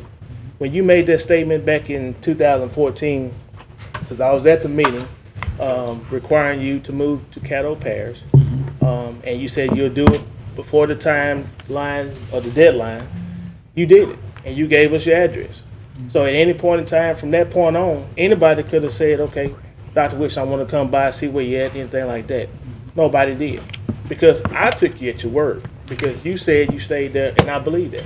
Why would you have to lie to us? I mean, it's just not in your character to do that. So I was good with what you said in 2014, and I don't know why this comes back up in 2015. 16. Yeah, my bad. Yeah, right. Pick what you want. I'm done. Thank you, Commissioner Johnson. Commissioner Cawthorn. Thanks. My favorite poet, Maya Angelou, once said in an interview, people may forget what you said, people may forget what you've done, but they never forget how you made them feel. And I don't think that Dr. Wilson should have been made to feel like a common criminal before this august body. There's an investigative process by which if a person felt that he was not being forthright in where he lived at, there's a way to do it with integrity, and there's an investigative process by which we can go through to find out whether or not he lives where he lives at. I've known Dr. Wilson before I joined this body. I found him to be judicious. I found him to be fair and balanced. I found him to be a man of integrity and a great communicator. And I would take him at his word that if he said he has moved to accommodate an ordinance that was put on him, I believe that he's done such. I want to say to this body that as we move forward, let us move forward with a progress of communication, a progress of how we get along. Because what is understood doesn't need to be explained. Thanks. And continue to do a good job. Thank you, Commissioner Cawthorn. Commissioner Stormy Gage Watts.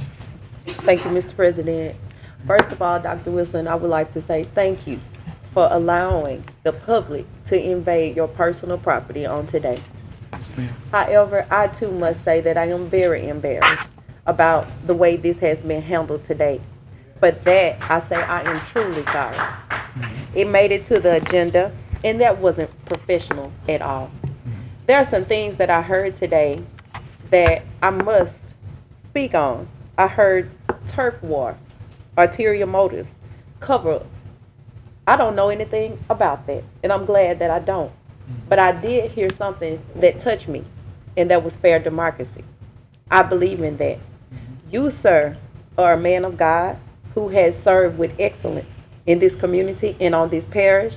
I will fight for you, with you, and stand with you from the moon and back.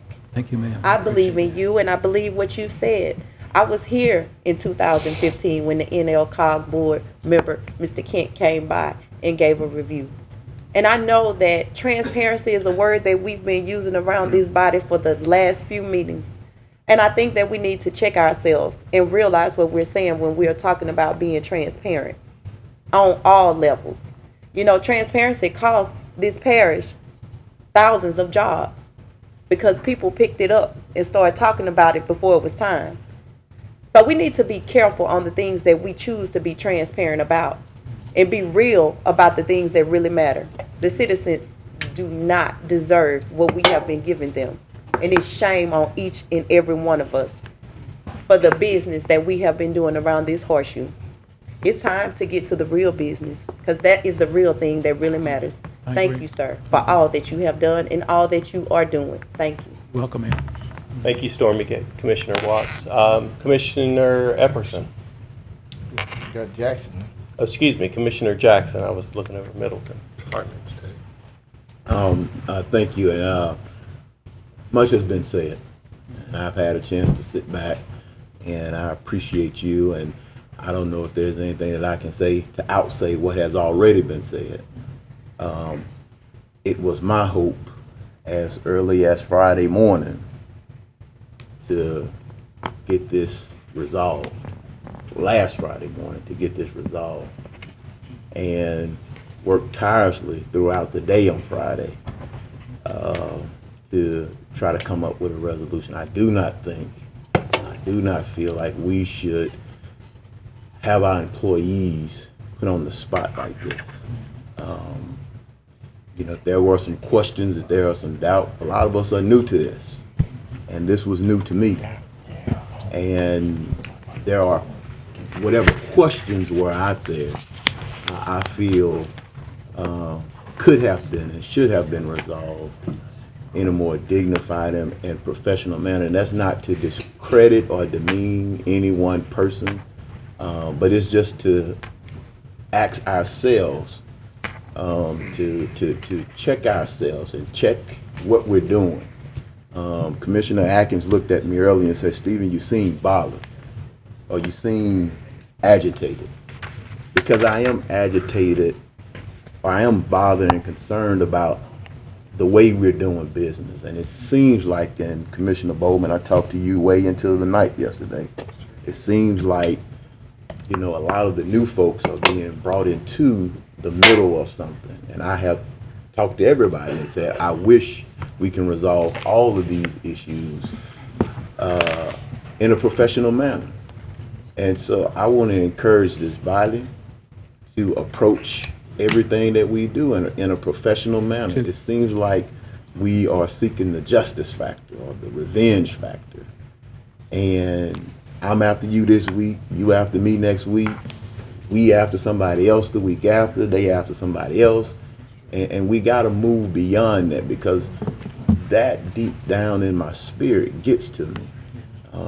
And I've reached out to you and want to talk, but I think day to day you do a great job, and it is demonstrated throughout what has been said, the bond rating, the animal service director, what's going on at the juvenile justice department. And so I do think you're doing a great job, and I want to stand with you.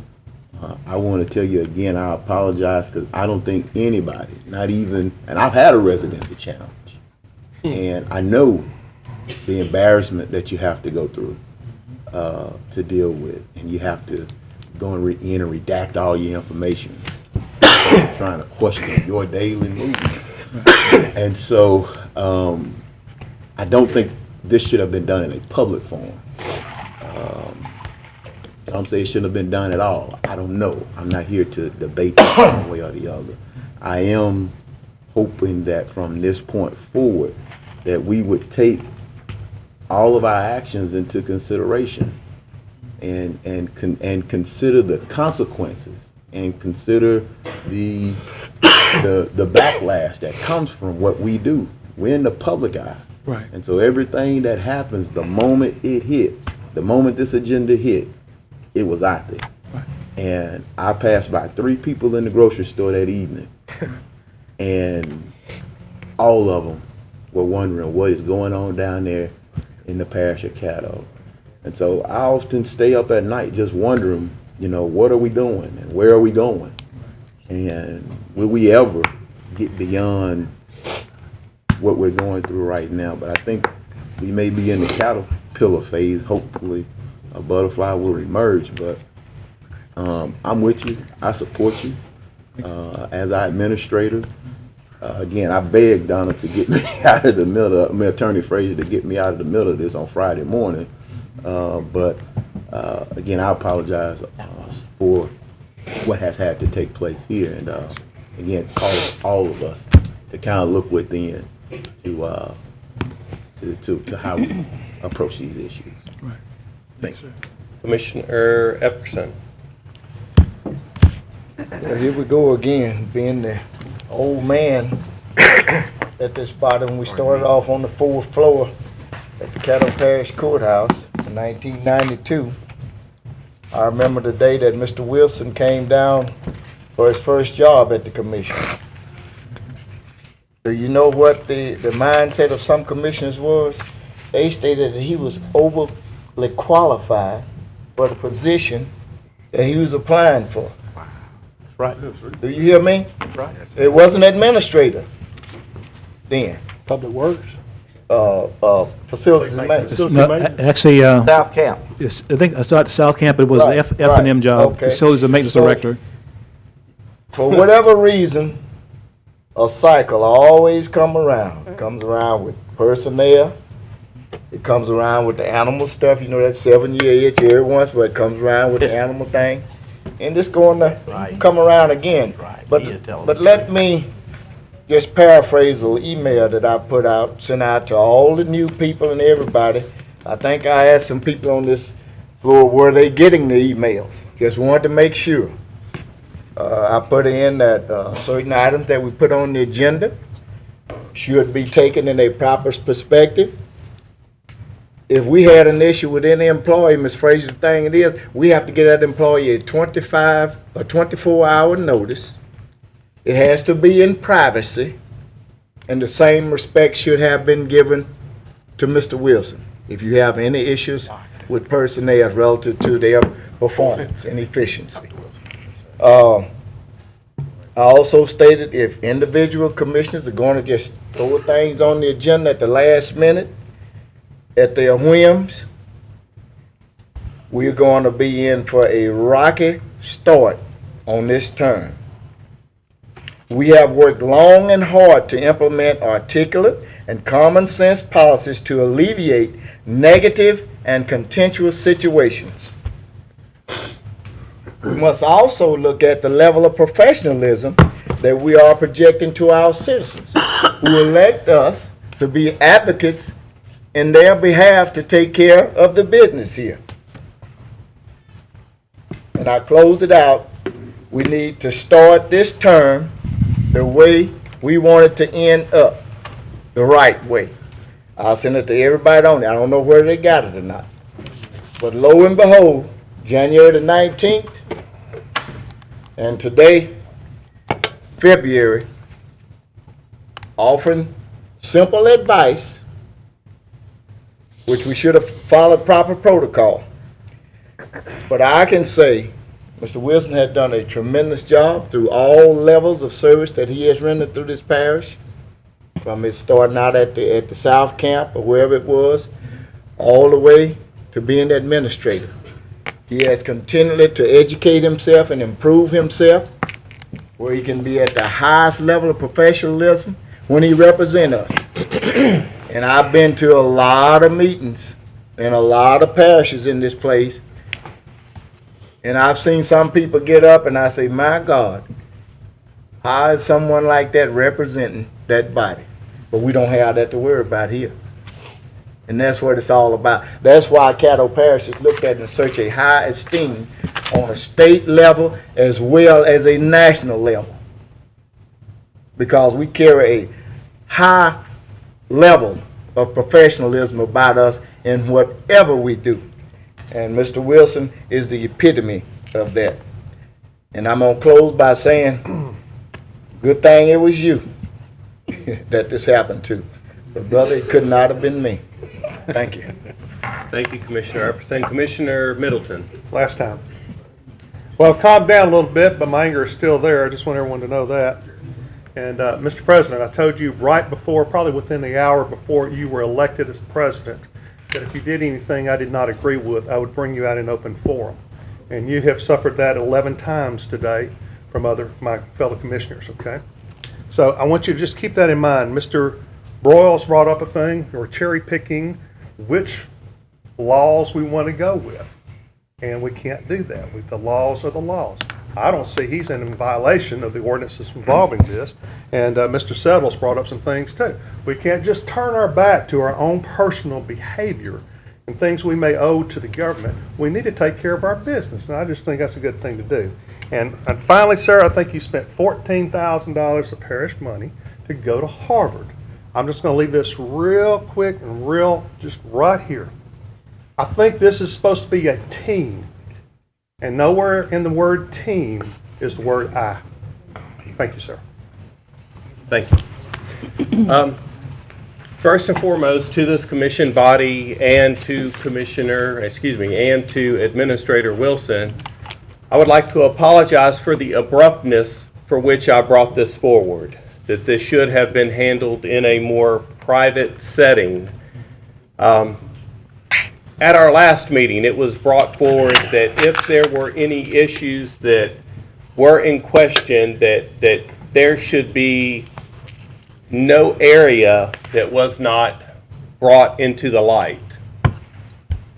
That is why I did what I did, in that the president is the only person that can bring certain issues forward, and as the president, I felt obligated to bring issues forward. The issues that we have already cleared up, from CPERS to the COLA, and moving on to the insurance that will be cleared up. That's one of many things that the Caddo Parish Commission needs to clear up.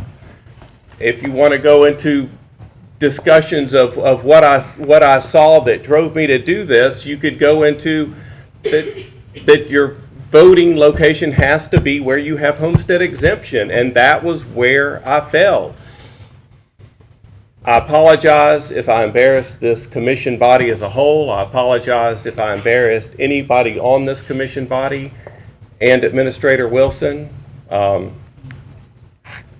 I believe that I'm operating on the highest good of the citizens of Caddo Parish, and if I apologize if I have offended Caddo Parish citizens and this body, and I apologize if I've offended you, Administrator Wilson. All is accepted, sir.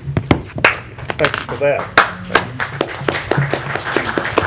There's still Commissioner Johnson. Well, I just back want to up. bring up a point of order that, especially for the new commissioners, that we all have the same opportunity and power to bring up any question.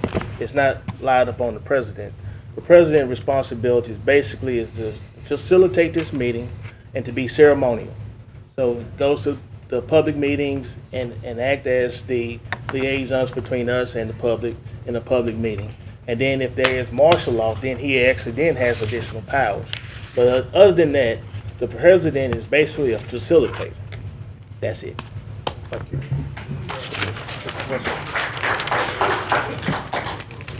Commissioner. Commissioner Mr. Anderson, Johnson, thank just you. to add to that, now he can appoint the committees. Yeah, But once he committees. appoint committees, That's he right. must let committees function, That's right. which did not happen here.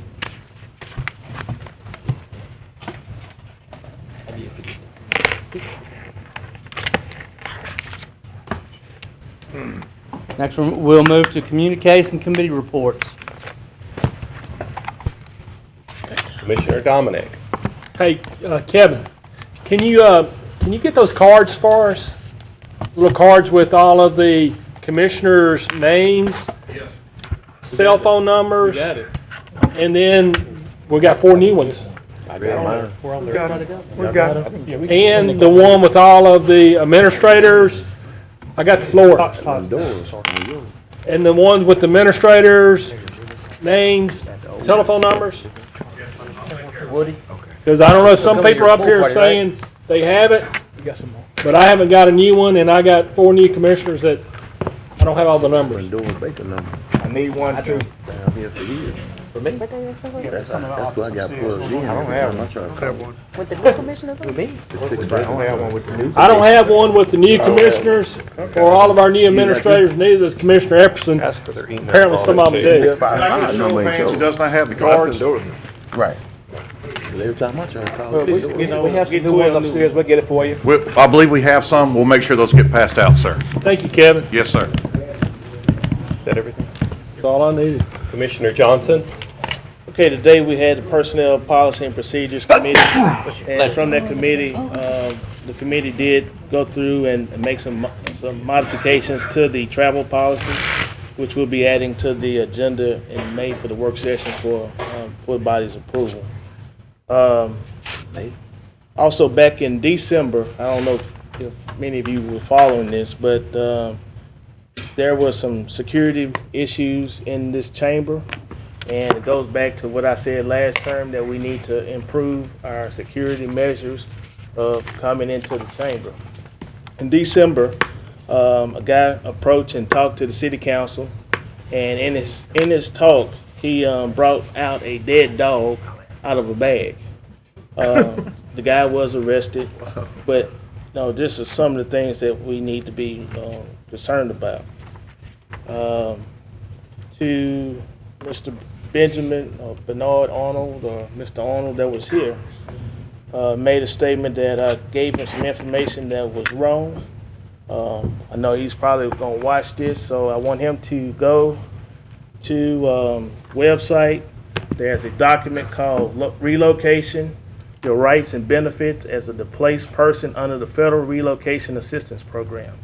And that program will give you information on what I told him about the supplemental payment on the houses.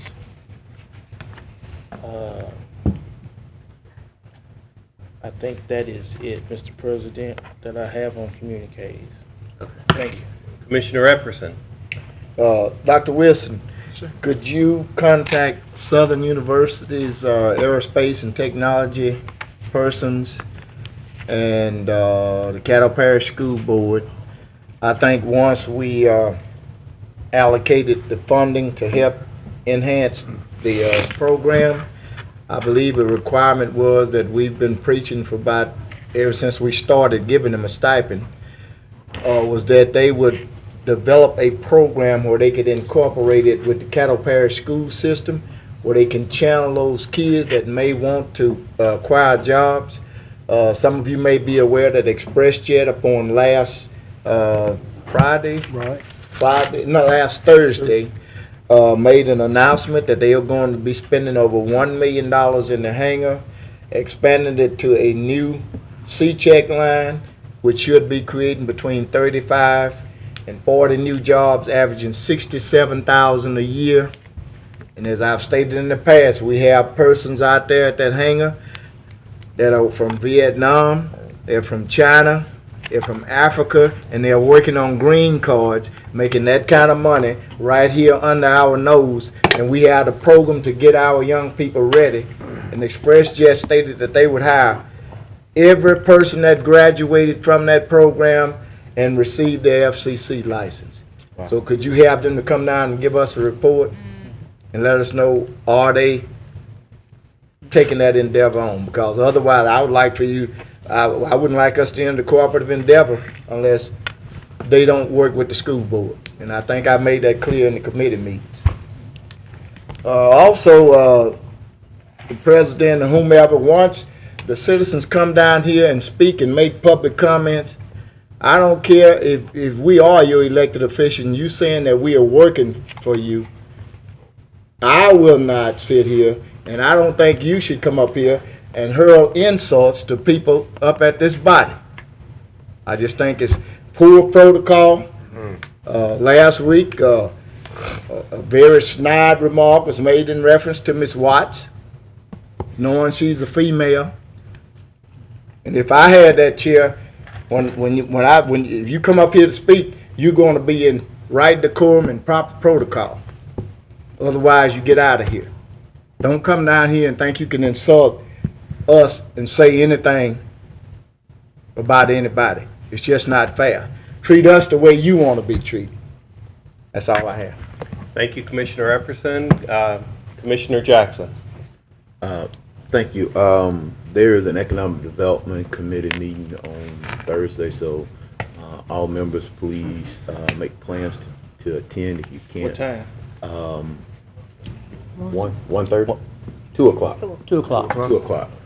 2 o'clock in the conference room.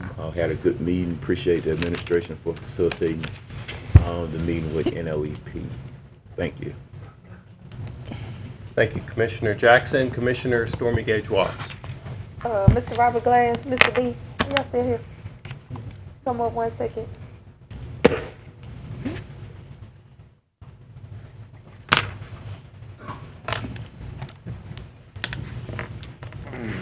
Hello. There's a church at the corner of Doris Street and Broadway Avenue. The roof has literally fallen in on it. The church? I think it's the Free Spirit Church. Methodist. Yes.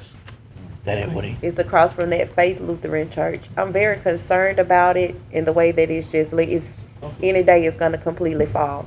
The neighbors are parking in the driveway and there's a bus stop that is near there. Of course, pedestrians are constantly walking by. Is there anything that we can do? I'll report it to the city, and I mean, I think they are aware of it, but I don't know what they've done about it It's been like that over a month now, and it's getting worse. for a while. Okay, thank you. That's it. Commissioner Johnson, did you already go? Commissioner Cawthorn? Thanks. I want to invite everyone out to the 5th Annual State of Black Shreveport Symposium and Economic Summit from 9 to 5, Saturday, February the 27th at the Convention Center. We've been doing this over the last 5 years. What we deal with is chronic issues facing this local community, whether it be education, whether it be economics, and how do we address them and come up with plans. I also want to state publicly that although it's the State of Black Shreveport Symposium, our white brothers and sisters are invited. I want to extend a special invitation to Mr. John Suttle, who has a lot of insight in this community, to come out and be a part of this. So that's February the 27th, 2016, 9 to 5 at the Shreveport Convention Center. Thank you, Commissioner Cawthorn. And our Hispanic brothers and sisters also. Latino. Commissioner Johnson. Yes, Dr. Wilson, can we have someone here Thursday to kind of give a short synopsis on the adjudicated property process? I've had a call from some citizens in the MLK area about some adjudicated property and how they put in for a bid and they felt that they wasn't communicated to right. So kind of want to do a little educational piece on it so everybody will be aware of what's the process for adjudicated property. Thursday? Yes, sir. Yes, sir. Commissioner Epperson. Point of information. Commissioner Epperson, yes, sir. Okay, Dr. Wilson, I just want, on my request, they could be the first, the work session, February 29th? That'd be the Monday prior to the first Thursday. If you could have them here for the 29th. I just want to make sure that. That's everything. Next, we move to President's Report. I'll just touch base on this real quickly. I used to own a company. I sold my company. When I sold my company, we did not owe any taxes. I did not owe any taxes. I sold the name of the company as well, and I believe that the people that I sold my company to owe the state $16,000. However, that has absolutely nothing to do with me. That's all. That's the end of my President's Report. Okay, there is no old business. We move to new business. Zoning case P116 in regards to ordinance number 5564, amending the zoning of property located on the north side of Market Street, 3,040 feet east of Roy Road Extension, Caddo Parish, Louisiana, from RA Residential Agriculture to B3 Community Business District. Move it Thursday. Second. Okay, we got to move in.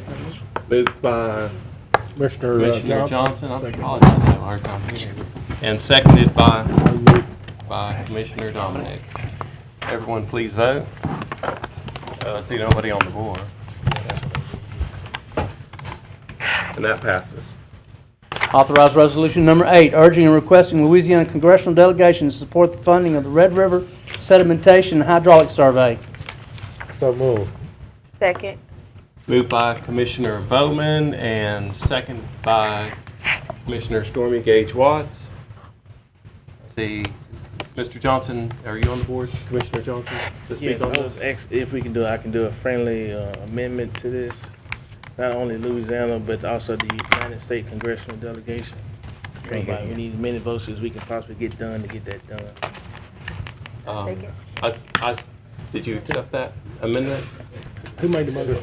I made it. Commissioner Bowman made the motion, and Yeah. The Okay. sponsor accepts. right, it. and the I sponsor accept. accepts. Okay, that's accepted. Everybody, please vote.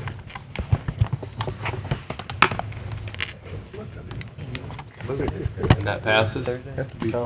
Authorize resolution number 9 of 2016, suspending the effects of Chapter 4 and Chapter 54 the Caddo Parish Code of Ordinances relative to alcohol beverages and zoning regarding 2400 East 70th Street. Move to Thursday. Second. And I will speak on that. There's a person who moved into business, and it is where Dudley and Gerald's used to be. It always used to have an alcohol license. They let too much time lapse, and they need to keep their doors open. In order to do that, I can testify you need to have your liquor license. And that was moved by the chair and seconded by Commissioner Johnson and Commissioner Jackson. Commissioner Jackson was a second. Yeah, I hadn't had a chance to eat the food out there, but here it's pretty good. But I'm just curious to know from legal, as we suspend this provision, there's no risk assumed on we don't assume the risk, do we? Yeah, okay. Commissioner Dominic? My question legal was, can we do this by resolution, or does it have to be by ordinance? Resolution. Okay, that's all I needed. Is the food good? Can anybody take it? I want to chime in on this. The owner or the manager called me. I've been afforded the opportunity to eat there on a couple of occasions. The food is excellent. I think first and foremost for continuity at that place. Historically, it was Savoy's, then it was before that was Dudley's and Gerald, which has always been a good seafood place in that locale. So she called me, had a chance to visit with him. And I think it's a business that we need in this local community. So I'm definitely in favor of to moving forward with the resolution.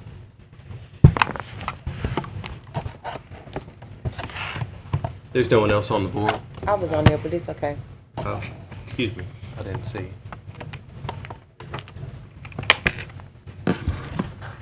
And that passes.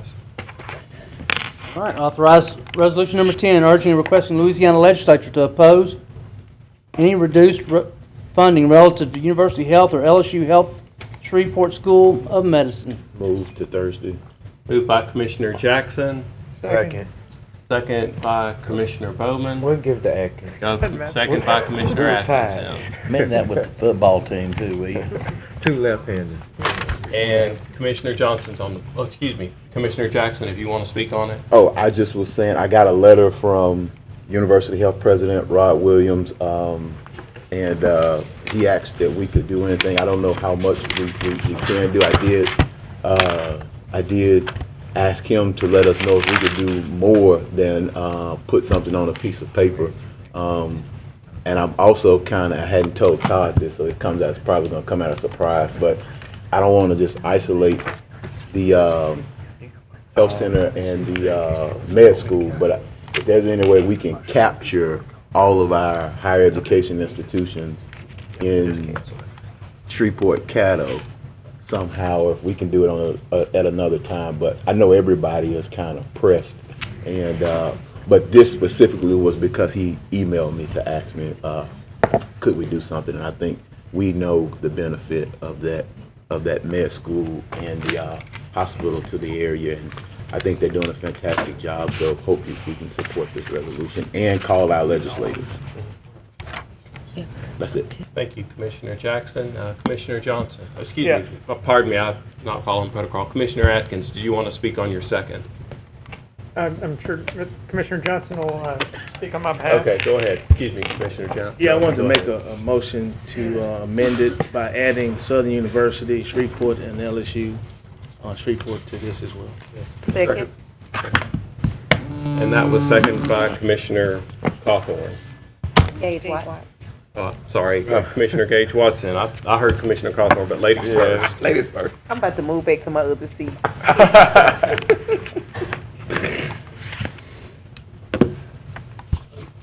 Okay. That accomplishes that. I don't see anybody else on there.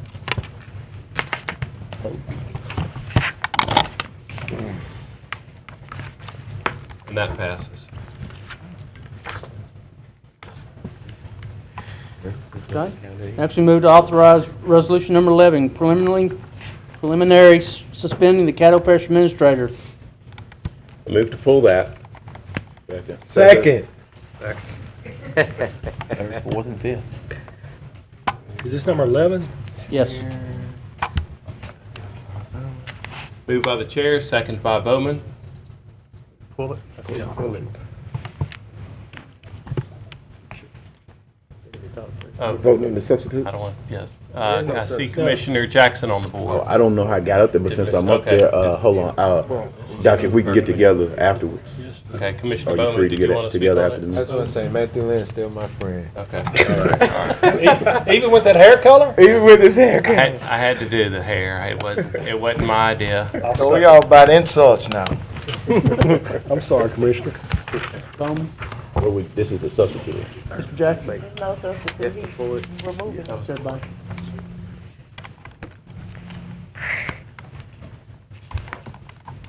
Next, authorize Dr.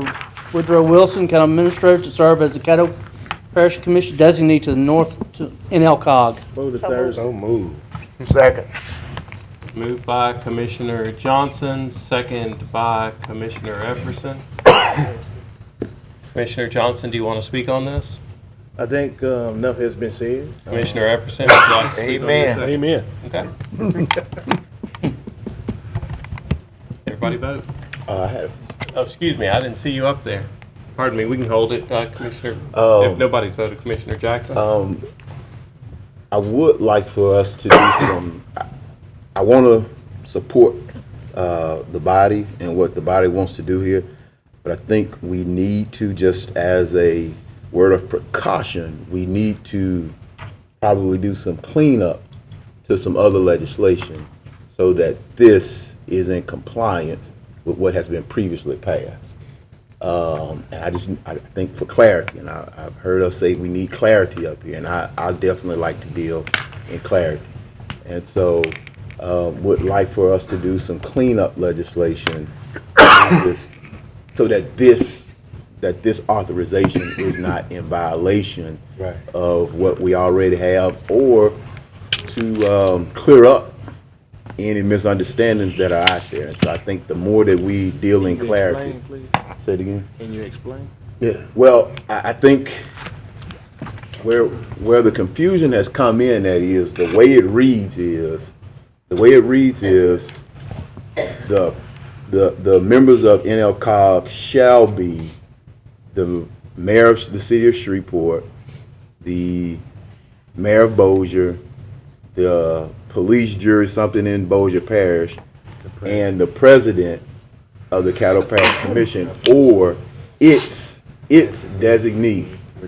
It, as in, I do agree that it means the Caddo Commission. The body. But I also read that, and going back to original intent, legislative intent, whatever, I do believe that the president does have the first right of refusal. And so if we're going to designate Dr. Wilson to be our permanent representative, we just need to go ahead and amend that language to do that. And let's not do this workabout. Let's just go ahead and do that at some point. Not saying that, you know, I want to support the in the spirit of compromise and moving forward with this body. I want to support whatever we decide to do, but I do want us to clean up some of the unclarity or uncertainty that's out there about this. And so, not pointing fingers or poking anybody in the eye here, but I do think that we need to, if we're going to designate that to be Dr. Wilson, we just need to put it in black and white and say it's going to be the parish administrator, and let that be that. So, so I will, you know, at some point we need to get together to get some legislation to put that forward. Thanks. Commissioner Dominic. Ms. Frazier, is there anything that you can think of that we need to clear up this issue?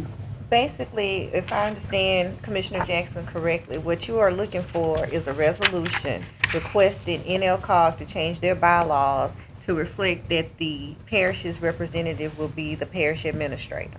Right, because this will expire in 4 years, right? Right. So, Well, is this authorization, because I know when we did the committee before, it was I guess the president or its designee. Or designee.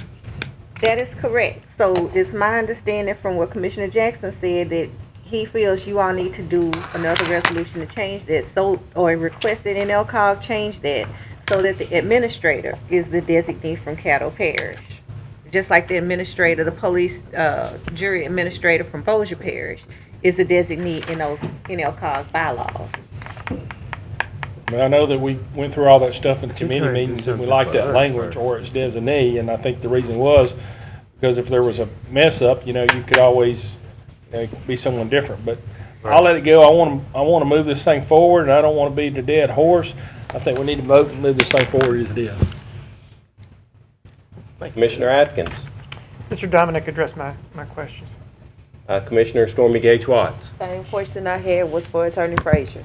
And Nothing needs to be cleaned up. Just move forward. Commissioner Epperson. Same. Commissioner Middleton. The only thing I ask is that the future appointments be ratified by the commission as a whole, not an individual. That's what I was wondering, yeah. That's what we're doing. That's what we're doing. And I will. Today, but I'm talking about Hey, in the future excuse me. too. I'm sorry. You still have the floor, Commissioner Middleton, if you want to continue talking. And that's part of to further on Mr. Jackson's motion. We just need to be sure we do that, go to committee, whatever. It needs to be ratified by the board, not just by one person. And I will state that after poring over all of these laws, it appears to me that right now the Caddo Parish Commission and the NLCOG bylaws is how they relate to the Caddo Parish Commission, and the federal guidelines, section 23, article 134, are all in sync with each other. And that should we change our laws in any way, shape, or form, that they will not be in sync with each other, and that NLCOG's bylaws will not be in sync with federal guidelines, and that the parish's laws, which are in sync right now, will no longer be in sync with the federal guidelines in order to put together an MPO. However, I'm not an attorney, and I leave that to Attorney Frazier to work around those obstacles. Attorney Frazier. I was just going to point out that the change that Commissioner Middleton is requesting would be a change that you probably need to address in your bylaws. So I don't know if you want that to go to the Personnel Policies and Procedures Committee first, or if you want that from the body, but you can let me know and we'll draft whatever. Mine is just to follow up with Mr. Jackson's for the ratified. Okay. And my question, I guess now, Attorney Frazier, since you just brought it up, you're saying for this to work, we have to change our bylaws, so in reality, this doesn't mean anything. Is that what you're saying? No, that's not what I'm saying. I'm saying that the change that Commissioner Middleton is requesting, which I see is different from what Commissioner Jackson is requesting, is something that you all would want to put in your bylaws. But no, I do not see it as affecting whatever vote you all decide to take Thursday. What bylaws? The Caddo Parish Commission Okay, bylaws. gotcha. That's what I'm referring to. Commissioner Johnson, are you finished? Call for the question. Oh. Thank you. Call for the question. Didn't need to be a second. We're voting on calling for the question. That's what. Who was the second? I think Stormy second. Yeah. Okay. That was motion made by Commissioner Johnson, second by Commissioner Stormy Gage Watts. That's call for the question. Okay. All right. Sorry.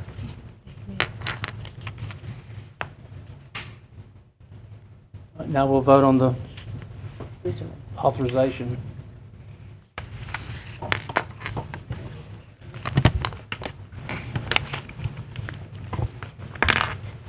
Bowman.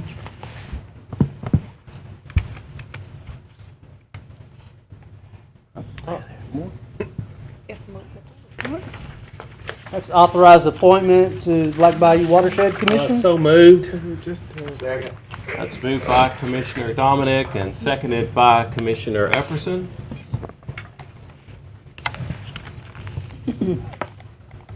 I don't see anybody on the board.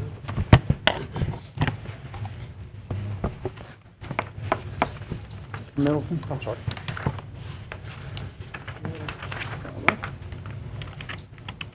Authorized resolution of recognition and remembrance to Jesse N. Stone Jr. Move to Thursday. Second. Second.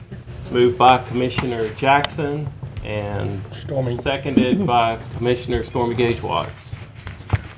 And Commissioner Johnson's on the board. Yeah, I want to also in Globo to authorize a special resolution recognizing 50th anniversary of the Vietnam War to this. That was in Globo by Commissioner Johnson, Commissioner seconded by Johnson Commissioner and Epperson. seconded by Commissioner Epperson. Oh, excuse me. And Commissioner, did y'all want to speak on your Globo? Commissioner Jackson? Yeah, I just for everybody to know, on Thursday, I'll ask us to take this, the one for Jesse Stone. We'll have guests here. I believe the chancellor for the law school will be here, as well as the system president will be here, but they also have an event that's going to start immediately, kind of almost conflicting, but we're supposed to have some special guests here on Thursday, so they have an event across the street, want to get them in and out, so I'll ask us to take this out of order if everybody will indulge. Oh, yeah, we'll do that. Appreciate it. Okay. I see no one else on the board. Please vote. Those resolutions up. I think they come up pretty quick. Next, we have consent agenda. Adjourn. One thing. I wait for you to also, say one thing. We're canceling the Animal Services Committee meeting today because we went so late.